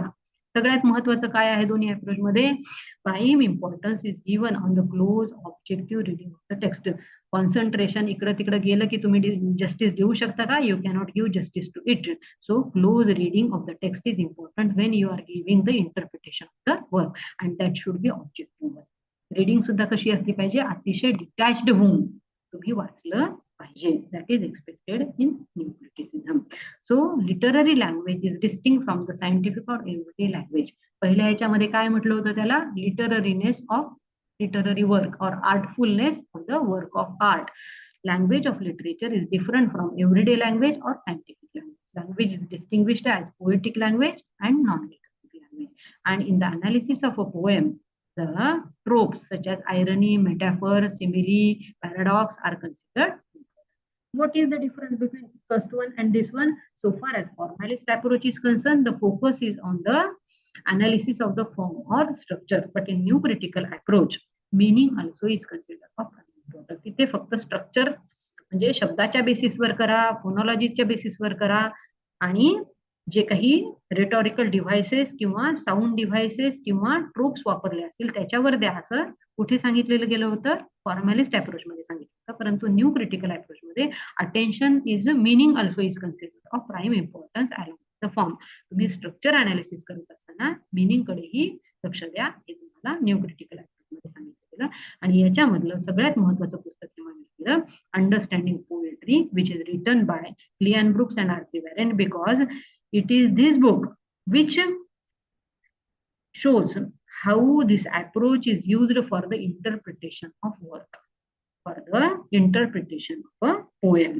त्याच्यामुळे this book is considered a milestone in the field of new criticism. Next please. Here, the abstract form of criticism becomes a concrete one, because in formalist approaches, the method is given, but in new critical approach, the experiments have been done on the students and they are instructed how to use the method for the interpretation of work. That is the conclusion of this chapter. Next, please. Next.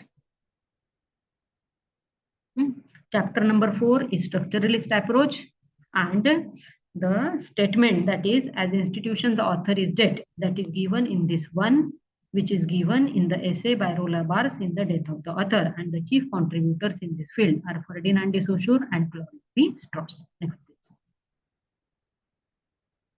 Next.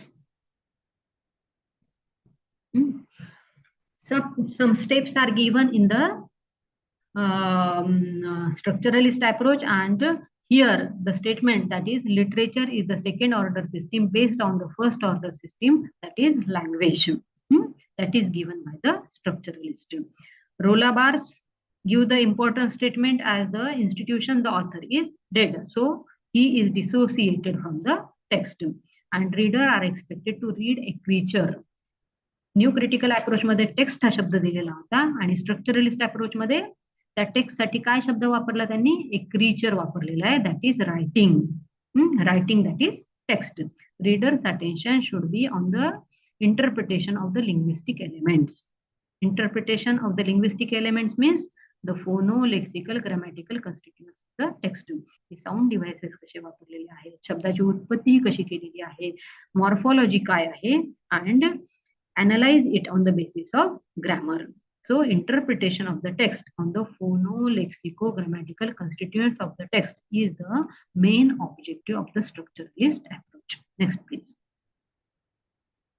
The difference between previous and this one is that meaning is considered important in new critical approach, and here in the structuralist approach, meaning is totally excluded. Who are the chief proponents who have given the contribution in this field? Ferdinand de Saussure, Claude Lévi-Strauss, Leonard Bloomfield, Roma Jakobson, and Noam Chomsky. You are mentioned what is their contribution regarding this process here. Next, please.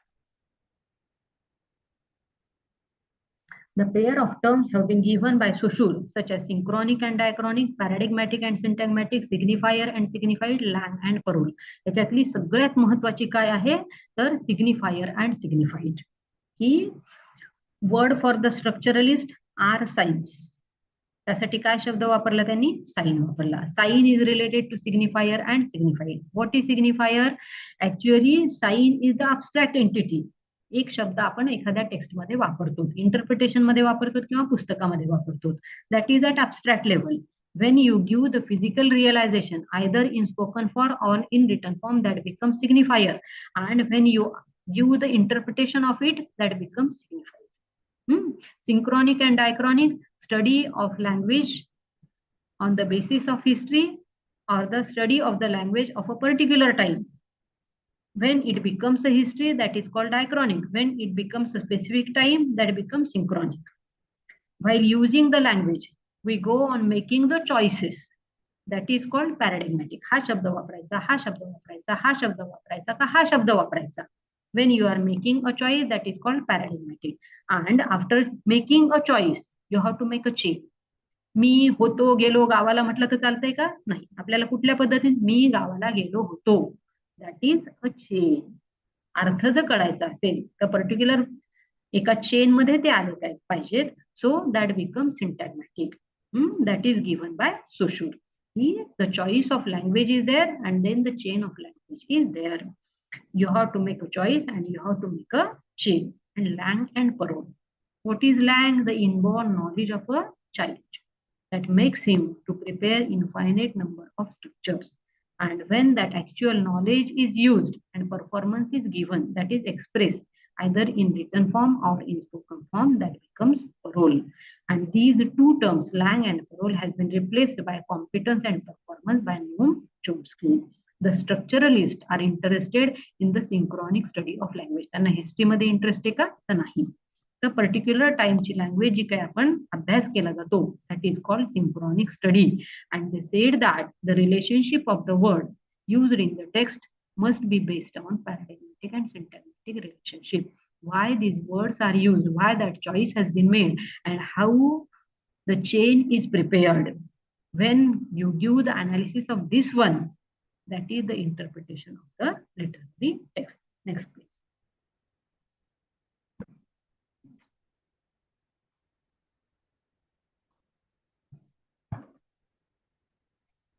Structuralist approach, the whole interpretation is based on the interpretation of signifier and signified. And when we observe all these approaches, we observe they are complementary to each other because they indicate code-centered, text-oriented criticism.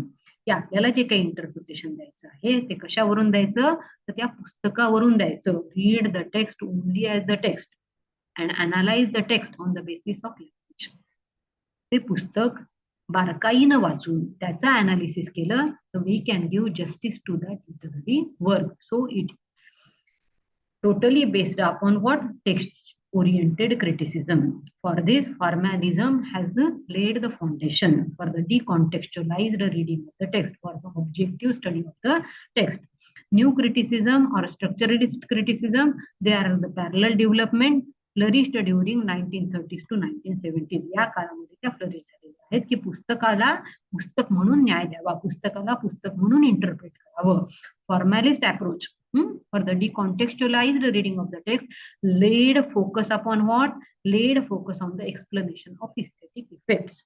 की त्याच्यातला आर्टफुलनेस सांगा, त्यातला लिटररीनेस सांगा. आणि शेवटची जी approach आहे, it led actually focus upon what? It laid focus on the phono-lexico-grammatical constituents of the text. पाचवा चॅप्टर काय आहे? Deconstructionist approach. Where, next please, where a challenge is given to the previous three approaches. Whatever developments were there in the Europe and America, they were challenged by Jacques Derrida in his essay Structure, Sign and Play in the Discourses of Human Sciences. की तो अगोदरचं काही स्वीकारत नाही, त्याला ते पूर्ण reject केलेलं आहे. And this essay has been written by him to present in the conference at the Johns Hopkins University. Next please. Next. He objected actually the Saussurean concept of a sign. Sign is related to signifier and signified. की sign हा कशाशी related आहे असं Saussure सांगतो. It is related to signifier, that is the actual presentation, either in spoken or in written form, and that word has been used, that sign has been used to communicate the meaning. So sign has a particular specific type of meaning, that is the point of view of Saussure. But here Derrida objected to that one. तो म्हणतो की याला 9, 10, 13, 14, 15, 20, 100 meaning असू शकतात, पण त्या specific आहेत. यालाच तो ऑब्जेक्ट करतो की तो काय म्हणतो की sign cannot have a specific type of interpretation, a specific type of meaning. There is no specific concept behind the sign. And for this, he has used these terms: binary oppositions, metaphysics of presence, arch writing, supplementation, and difference. Next, please. What he says, Derrida says there is not a specific type of concept behind a sign. की एका शब्दाला एक अर्थ असू शकत नाही, एका टेक्स्टला एक इंटरप्रिटेशन असू शकत नाही. तर ह्याला तो काय रिलेट करतो की तुम्ही whatever you are giving that will be challenged by the new one. So there is no transcendental signified. For this he has used the term logocentrism and phonocentrism. What is there in logocentrism? That word or sign has a specific type of meaning. And what is phonocentrism? That spoken form of language is the first form of language. तिथं तो काय म्हणतो? In binary opposition he says text cannot have a particular type of meaning. That is why for text he has used the term center. Center म्हणजे काय आहे? त्याच्यासाठी meaning आहे. Whatever you say, that will be challenged by the next one, or whatever is there, the opposite point of view will be given by the next one. So center is decentered. की जी काही interpretation तुम्ही देत आहात, that will be challenged by the next one, so that will be decentered. So he has given the term metaphysics of presence. In metaphysics of presence, he says that at surface level there is one meaning, but at the opposite level, there are various types of interpretations of the same text. Next one. In Arch writing, he challenges the view that a spoken form of language is the first form of language. He says that written form of language is the first one because writing was in existence before speech in the form of pictures. की माणूस एकमेकाला कळवायचा. कशाच्या माध्यमातून कळवायचा? गुहेमध्ये चित्र असायची. त्या चित्राच्या माध्यमातून तो एकमेकांना कळवायचा. And that is why he says that spoken form of language is the second form and written form of language is the first form. And to all these forms of communication, he used the term arch writing. Next, please. Next, supplementation. What he says that there is the unstable relationship between the hierarchies. वरकरणी एक तुम्हाला अर्थ दिसत असतो, परंतु त्याच्या मागे अनेक अर्थ दडलेले असतात. When good is important, when bad is there. Where light is important, when darkness is there. So whatever is in absent form, that is very important because that gives a type of supplementation to the existing one. So varying interpretations of the same text can be given and new insights can be achieved. तुम्ही एखाद्या इव्हेंटचं interpretation हे करत आहात. You are giving the interpretation of the particular event or incident, but at the same time there are various type of interpretation behind it, and that is why the present interpretation is important because of the opposite interpretations are there. So we have to give the importance whatever is there in the absent form also, which is there in supplementation. Next, please. The interpretation is based on difference. Difference is made up of two things. Differ, that is different one, and defer. Defer, we have to go on postponing the interpretation. Actually, Derrida wants to attach it to the interpretation of life. ही एखाद्या ह्याचं interpretation आपण देत आहोत आणि आपण त्यावेळी आपल्याला काय वाटत असते, whatever interpretation we are giving that is very important. But at the same time, we have to pay attention that the text can be analyzed in the different way also. Whatever interpretation we are giving, that is temporary one, and other interpretations are also there. मी म्हणत असेल की ही वस्तू चांगली आहे, परंतु दुसरा जर म्हणत असेल ही चांगली नाही हे सांगण्यासाठी आपल्याला वेळ द्यावा लागेल. We have to go on postponing. आणि जेव्हा आपण विचार करतो तो जो म्हणत आहे तेही खरं आहे, याला काय करावं लागेल, आपल्याला थोडा वेळ द्यावा लागेल.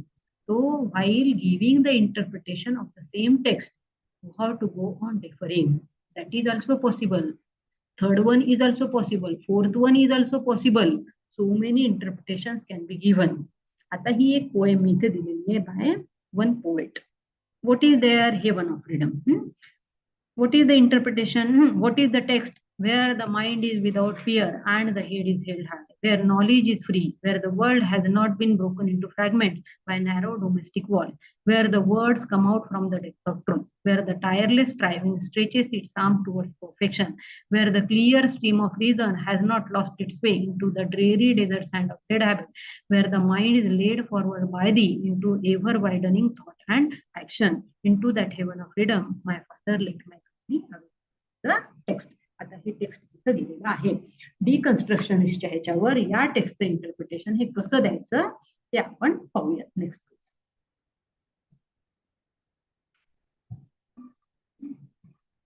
The first thing that we have to do is to give the binary oppositions. काय करायचं आहे डिकन्स्ट्रक्शनिस्ट अनालिसिस मध्ये, आपल्याला बायनरी अपोजिशन द्यायचे आहेत. We can find out in this poem. Heaven आहे म्हणजेच हेल आहे, फ्रीडम आहे म्हणजेच स्लेव्हरी आहे, mind is without fear, fearful mind आहे, head is held high, head is bowed down, हे त्याचं अपोजिट हे आहे. Knowledge is free, knowledge is not free. Next line मध्ये काय आहे, ट्रुथ. तिथं आपण काय देऊ शकतो अपोजिट हे, the binary opposition and truth or lie. World broken into fragments म्हणतोय कवी, broken up united, opposite binary opposition. Tireless striving stretches its arm towards perfection. Means tireless striving, lethargy or dullness. सतत प्रयत्न करणं, dullness. Opposite one. Perfection, imperfection. Next one is clear stream of reason. The binary opposition is irrationality. The mind is led forward by the into ever widening. Ever widening ला binary opposition काय देऊ शकतो आपण? Ever नॅरोईंग. Last line मध्ये काय देऊ शकतो? फ्रीडमला दिलेलंच आहे. Let my country awake. अवेकला असली. These binary oppositions implied one are there within the poem. आता जेव्हा पोएमचे इंटरप्रिटेशन आपण देऊ शकत असतो, काय म्हणतोय की देशामध्ये हेवन ऑफ फ्रीडम हा निर्माण करू शकतो. We can create a heaven of freedom. How? Where people are fearless, where people behave with self-confidence, head is held high, where knowledge is not the monopoly of the rich and affluent, it is available to all the people, where the society is not divided on the basis of caste, on the basis of class, on the basis of color, on the basis of religion, on the basis of gender, where people follow the path of truth, where people continuously try to achieve perfection in their work, where people think rationally and people's thinking is not affected by the outdated customs and traditions. And if people are living in such type of land, in such type of society, they will think not just for themselves, but for the welfare of the entire society. And according to that one, they will perform their actions. They have visions and revisions. And if such type of things are there, if the citizens are like that one, the country will be a heaven of freedom. असं ते text तिथं तुम्हाला सांगत आहे. But at the same time, where the writer is writing, my people should be fearless, my people should be confident, knowledge available to all, will be in future, means opposite things are there. That is a deconstruction. Means within my country, how the people are behaving, they are behaving with the fearful mind. They don't have confidence within themselves. Where knowledge is not available, means education is not available to all the people. Where the society is divided on the basis of so many things, caste, class, color, religion, gender, etc. Where people are not following the path of truth. Where people are not perfect in their thinking and action. Where people don't think rationally. They got affected by the outdated customs and traditions, where people don't have visions and revisions. And because of this one, there is no heaven of freedom. That is the deconstruction. We have to think for the other side also. जेव्हा आपण म्हणतो की माझं म्हणणं बरोबर आहे, तेव्हा आपण हेही लक्षात घ्यायला पाहिजे की त्याचंही म्हणणं बरोबर असू शकतंय. आणि या पद्धतीने जर आपण इंटरप्रिटेशन करत गेलो, टेक्स्टचं काय किंवा लाईफचं काय, we can understand life in a better manner. That deconstruction tells us. अगोदरच्या ज्या अप्रोचेस आहेत, they are related only to text, but so far as the deconstructionist approach is concerned, it is related to the interpretation of the life. ही जगण्याचं interpretation माझं बरोबर असू शकते, तर दुसऱ्याचंही असू शकते. There is no Brahma as such. There is no unique meaning to the text. एका टेक्स्टला एकच इंटरप्रिटेशन हे बरोबर असू शकते का? तर नाही, हे डेरिडा सांगतो. म्हणजेच आयुष्य समजून घेताना काय असू शकते ते डेरिडा आपल्याला सांगत आहे. टेक्स्ट म्हणजेच काय आहे? लाईफ आहे, हे तो सांगतो. And that is why deconstructionist approach is related to entire life. Next please. मग हे का असू शकते? जेव्हा एका कवितेमध्ये कवी सांगत आहे की हे हे हे हे असं असू शकते, म्हणजे ते नाही आहे. And that was the situation in life. For this I am giving here the base of some real life incidents in our country. Actually that is a prayer for the country's redemption. की माझा देश हा असा असावा. What is the reality in the country? पूर्वीच्या ह्याच्यामध्ये भारताचा जर आपण विचार केला तर pre independence society and post independence society. India was ruled by British, and that is why that type of situation was there in India. But after independence also, what is there? So many events and incidents which indicates the massacre of the people. Whatever was expected, that is not in the country that we are observing. की आपल्या भारतामध्ये haven of freedom असावं अशी कवीची अपेक्षा आहे, ते झालेलं आहे का? नाही. For that I have cited the example of Jallianwala Bagh massacre that was in pre independence society and movement of renaming Marathwada university after the name of doctor Babasaheb Ambedkar as doctor Babasaheb Ambedkar Marathwada university. That I have cited here.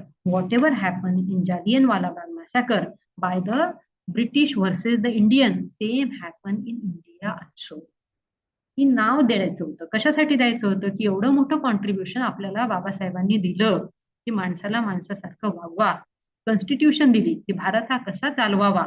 त्या व्यक्तीचं नाव जर एखाद्या विद्यापीठाला दिलं असतं तर काही बिघडलं असतं का? ते नाव दिलं गेलं, परंतु त्याच्या मागे अनेक जणांचं the martyrdom is there. The people who gathered there to bring a type of reformation in the thinking mode of people, these people were attacked by their own countrymen. इथेच काय झालेलं आहे, भजनाच्या माध्यमातून जेव्हा लोकांमध्ये जागृती घडवून आणण्याची क्रांती चालू होती, तर आपल्याच लोकातल्या देशबांधवांनी they were shot. Means whatever happened in the pre-independent society, that has happened in the post-independent society also. That is so because of what? Because the best lack all conventions, while the worst are full of passionate intensity, whatever has been given by WH in the second coming. The evil has wings, while good take very lot of time to spread everywhere. So text cannot have an ultimate meaning. That Derrida tells us. Derridaने आपल्याला सांगितलेलं आहे. That is why we have to keep in mind all interpretations are possible. थोडंसं चुकलं. Interpretations are possible. Whatever I am seeing, that is also correct. But what others are saying, that is also correct.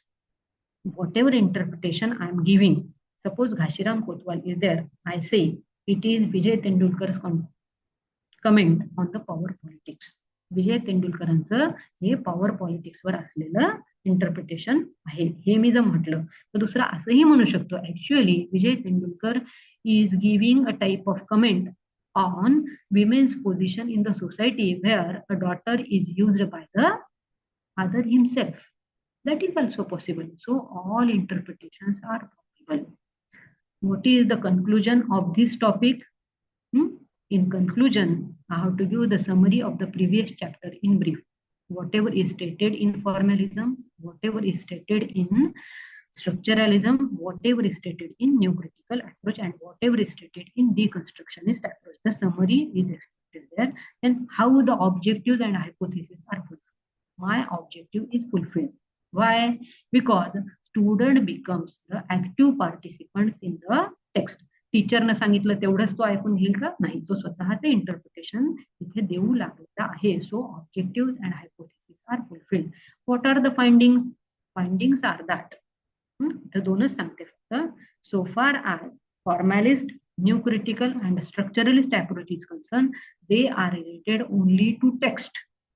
And deconstructionist approach actually use a wider scope of the interpretation of entire life.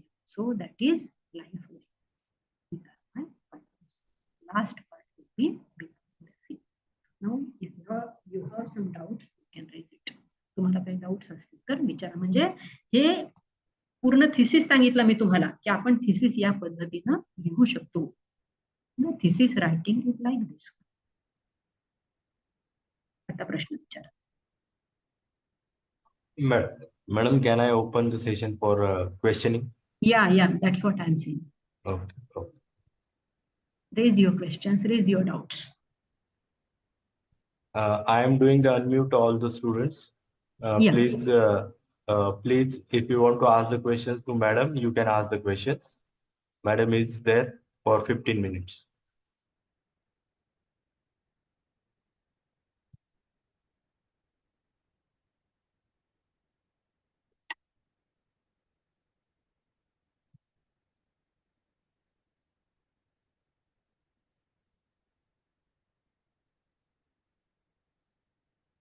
The participants' mics has been unmuted.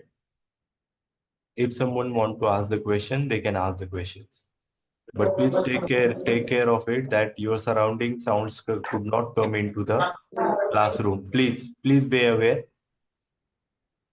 Your surrounding sound, control your surrounding sounds, and who want to ask the question, they can ask the question directly to the madam.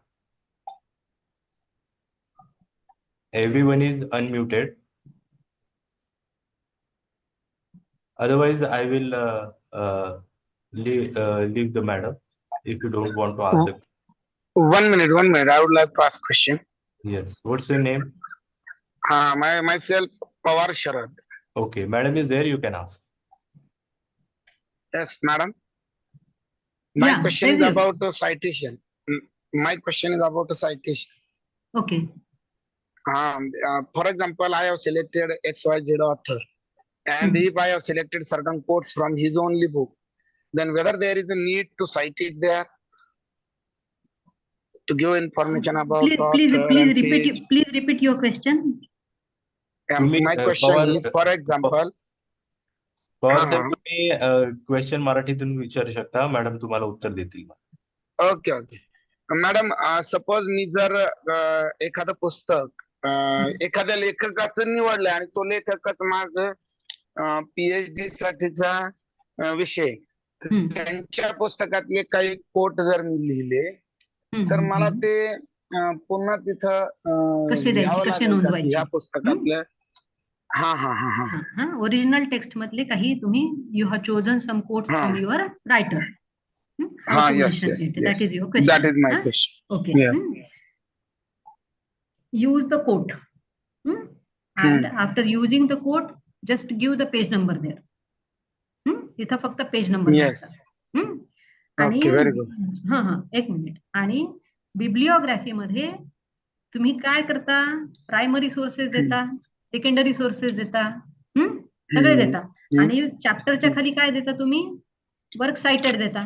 त्या work साइटेडच्या तिथे सगळे दिल्याच्या नंतर शेवटचे हे the quotes in the chapter are from this book, की या पुस्तकातून ते घेतलेले आहेत. Then follow surname first, remaining name, full stop, the name of the text, publication and year. पुस्तकाचं पेज नंबर तर तिथं तुम्ही इंटेक्स्ट सायटेशन मध्ये दिलेलंच असते की जे काही ओरिजिनल टेक्स्ट वापरले कोट मधून घेतलेले आहेत ते या पुस्तकामधून घेतलेले आहेत म्हणून शेवटी द्यायला लागते ते चॅप्टरच्या खाली. Thank you ma'am. Thank you ma'am. Madam, I want to ask one question to you. Raise your question. Okay, madam, you have told us structuralism and other approaches about the research. Okay, so my question is about you that when we are selecting one topic for research, at that time, how we have to decide that this theory or XYZ theory is applying to the particular research. So how we have to find out that? तेच मी आता पहिला जे हे केला की नाही. So, for example, in this, I will put this onto the screen, then we will understand. Look at this. So you have explained this poem with their text मी का घेतलं. And how we think that this particular theory is applying onto the certain research work. That is if the student knows it, then they will, because this is one of the best lecture I have listened into the sessions. You have explained with the examples like that. This is in our screen right now. Okay. So nobody has explained like that. So I am little curious about that. If you explain it, that would be better for us. Okay. Let me speak now. To choose the text for the interpretation, that is a challenge for the researcher. Ata, when I selected this topic for my project, I went with remaining 3 approaches. But how to use deconstruction for the analysis of text, that is the challenge for me because there is no text available. कुठलंच पुस्तक available नव्हतं आणि कुठेतरी मला वाटायला लागलं की I cannot complete my project. मला हा करता येत नाही कारण मी हे कसं वापरू आता for the interpretation of literature. आणि सतत त्या विचारात मी होते. And at that time I came across a book by Krishna Swami where the poem Tiger was there and he raised just 2 questions. की ती इंटरप्रिट कशी करावी डिकन्स्ट्रक्शनिस्टच्या पॉइंट ऑफ व्ह्यूनं. याच्यासाठी 2च प्रश्न तिथं त्यांनी दिलेलं होतं. I forgot the name of the book and there I got a key. मी सतत त्या विचारामध्ये होते की मी हे कसं अप्लाय करू, मी हे कसं अप्लाय करू, मी ड्रामाला कसं अप्लाय करू, मी नॉव्हेलला कसं अप्लाय करू, मी पोएमला कसं अप्लाय करू. And that time I came across how I can use it for the interpretation of the poem. की पोएमच्या इंटरप्रिटेशनसाठी मी कसं वापरू शकते.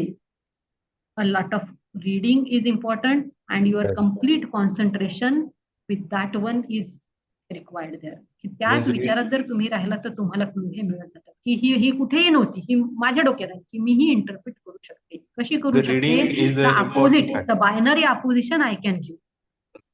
Reading is आणि an important एखादा factor. Text just a minute, let me complete.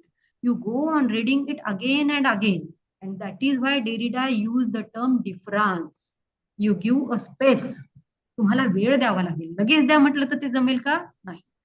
A lot of meditation is needed and then you can find how you can interpret the text in a various ways. वेगवेगळ्या पद्धतीनं तुम्ही कसं देऊ शकता हे तुम्ही तुमच्या त्याच्यात पूर्ण कम्प्लीट इन्व्हॉल्व झाल्याच्या नंतरच. And that is needed also in the writing of dissertation also. की तुम्ही तुमचा विचार जर द्यायचा म्हटला तर त्याला केवढं मोठं मेडिटेशन, केवढी मोठी थिंकिंग, दॅट इज डेफरिंग. की वेळ द्या त्याला, विचार करायला वेळ द्या, म्हणजे ते तुम्हाला. Okay, मतलब research is too much equal with the meditation. या खरं जर रिसर्च करायचा असेल आणि त्यातला आनंद जर घ्यायचा असेल, दॅट इज प्लीजिंग पेन हा शब्द वापरला मी. की तुम्हाला त्रास तर खूप होत असतो परंतु तुम्हाला आनंदही तेवढाच मिळत असतो. माझ्या पीएचडीचा सुरुवातीचा काळ होता की जिथे मी सेट पास झाले अगोदर आणि जमतच नव्हतं. माझे गाईड सांगत होते की अजून जमत नाही, अजून जमत नाही, तुझे विचार मांड. इतकं डोकं दुखत होतं. मी झेंडूबाम लावला, डोक्याला लावला, डोळ्याला लावला, खळखळ खळखळ पाणी आलं आणि तेव्हा वाटलं की सेटच्या बेसिसवर नोकरी तर मिळून जाईल, कारण तो काळ केव्हाचा होता? 2000. मला सहज नोकरी लागली. पण हा त्रास कशासाठी? परंतु जेव्हा विचार करत गेले खूप आनंद मिळाला. ते सगळं करताना रिसर्च तुम्हाला तो आनंद देत असतो. आणि रिसर्च म्हणजे नेमकं फक्त पुस्तकाचं इंटरप्रिटेशन नसते, की आपल्याला इंटरप्रिटेशन जमलं पाहिजे. ते फक्त टेक्स्टचं नाही तर लाईफचंही जमलं पाहिजे. माझं बरोबर आहे पण त्याचंही बरोबर आहे हे डेरिडा सांगतो. Yes, thank you, madam. Next. Saleh, you want to ask the question? Your mic is open.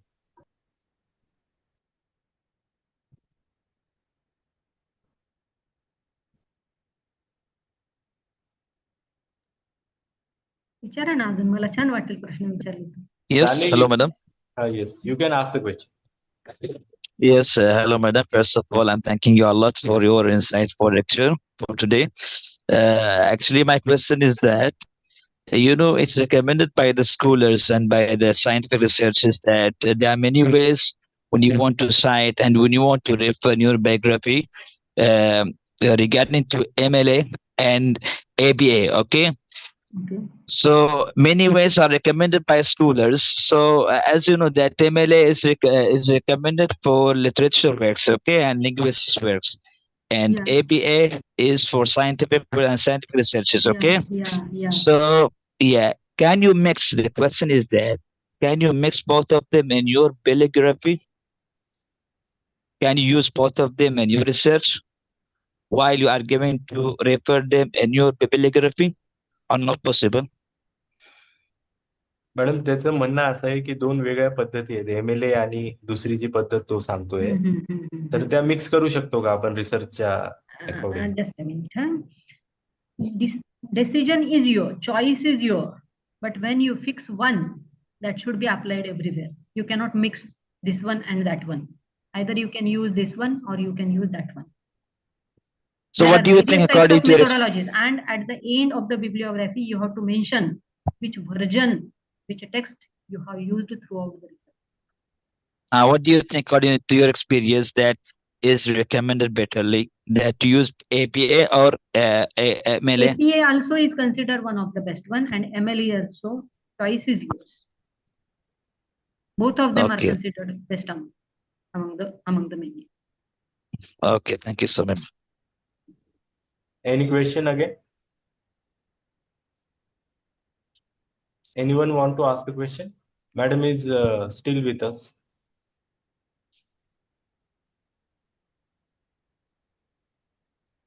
If there is no question, can I close the session? Sir Okay, मला मॅडम. विचारायचं आहे. हा, कोण? ज्योती जोशी मॅडम का? हा हा, बोला ना मॅडम. आणि मॅडम मराठीत विचारा, काय हरकत नाही मॅडम. मराठीत येते मराठीत, कारण मी हो, मराठी विद्यार्थी आहे. तुम्ही प्रश्न विचारा, मॅडम मॅडम तुम्हाला ऐकतायत. हा आपण जेव्हा संदर्भ ग्रंथामध्ये संदर्भ घेत असतो तेव्हा ते कसे घ्यायचे मॅडम? म्हणजे आहे तसं उचलायचं का वाचून आपल्या मनाने लिहायचं? म्हणजे दुसऱ्या पुस्तकातून संदर्भ घेत असताना का? हा घेत असताना त्याच्यात दोन मेथड आहेत. एक तुम्ही ऍज इट इज घेऊ शकता, त्याला तुम्ही कोट म्हणू शकता, जे इन्व्हर्टेड कॉमा मध्ये द्यावं लागतं. जेव्हा ऍज इट इज एखाद्या क्रिटिकचं म्हणणं असेल, एखाद्या पुस्तकातलं तुम्ही उचललं आणि ऍज इट इज जर ते दिलं तर ते तुम्हाला इन्व्हर्टेड कॉमा मध्ये अवतरण चिन्हामध्ये द्यावं लागेल. आणि तिथे मग ते संपल्याच्या नंतर इंटेक्स सायटेशन म्हणजे त्या ऑथरचं नाव आणि कुठल्या पेज नंबरवर आहे ते तुम्हाला द्यावं लागेल. ते एक पद्धत झाली. आवाज येत नाही. आवाज येत नाही मॅडम, आवाज येत नाही बिलकुल. नाही मॅडम, मॅडमचा आवाज ओपन आहे. तुम्ही तुमची व्यवस्था बघा, कारण माईक सगळ्यांचे ओपन केलेले आहेत आणि साऊंड ओपन आहे. मला सुद्धा क्लिअर ऐकू येते मॅडम. जोशी मॅडम, तुम्ही कदाचित रेंज मध्ये मॅडमच रेंज मध्ये नाही वाटतं मॅडम. तुम्ही ऍज इट इज जर घेत असाल, त्या क्रिटिकचं म्हणणं जे काही असेल. ज्योती मॅडम, ते तुम्ही हे रेंज बघा, मध्ये या. माझा मॅडमचं आवाज उत्तर रेकॉर्ड बाकीच्यांना क्लिअर होतंय, आहे. ते तुम्हाला रेकॉर्डिंग पण मिळून जाईल. मॅडम तुम्ही उत्तर द्या. आवाज नाही बिलकुल. ठीक आहे. जर एखाद्या क्रिटिकचं म्हणणं जर तुम्ही ऍज इट इज घेत असाल, that should be given in the inverted comma.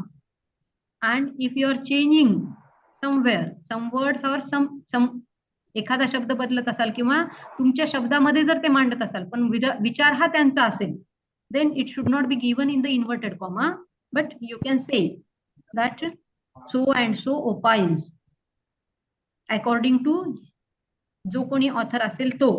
तर हे तुम्ही तुमच्या शब्दामध्ये पण देऊ शकता, परंतु तो रेफरन्सचाच भाग असतो आणि तिथं इंटेक्स सायटेशन हे तुम्हाला द्यावं लागेल. ऍज इट इज देऊ शकता किंवा तुमच्या शब्दात देऊ शकता, दोन्हीही माध्यम तुम्हाला अवेलेबल आहे.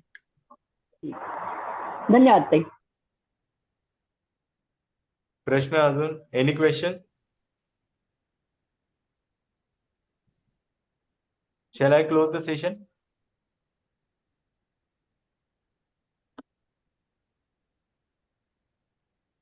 धनंजय वाघमारे, तुम्हाला प्रश्न विचारायचा आहे का? हो. हा, विचारा. हा मॅडम, प्रश्न असा होता की आपण सायटेशन देत असताना ऑथरचे पर्सनल ब्लॉगचे सायटेशन देऊ शकतो आपण? ब्लॉग्स, ऑथरच्या ब्लॉग्स जे आहेत, ब्लॉग जे नेटवर जे ब्लॉग लिहितात. ब्लॉग, मी इथे आय फॉल शॉर्ट. मी थोडं लेटेस्ट टेक्नॉलॉजीशी रिलेटेड नाहीये, त्यामुळे ब्लॉगच्या संदर्भात मी नाही सांगू शकणार. तर त्याला आपण रेफरन्स म्हणून कन्सिडर करू शकतो का?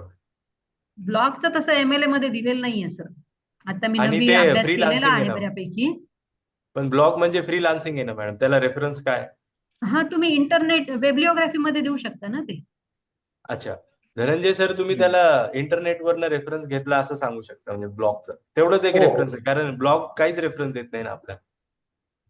हो चालेल. तुम्ही त्याला वेबोग्राफी म्हणून घेऊ शकता. हो चालेल.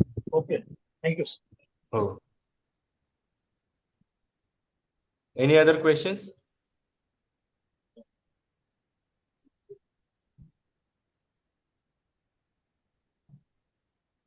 Okay.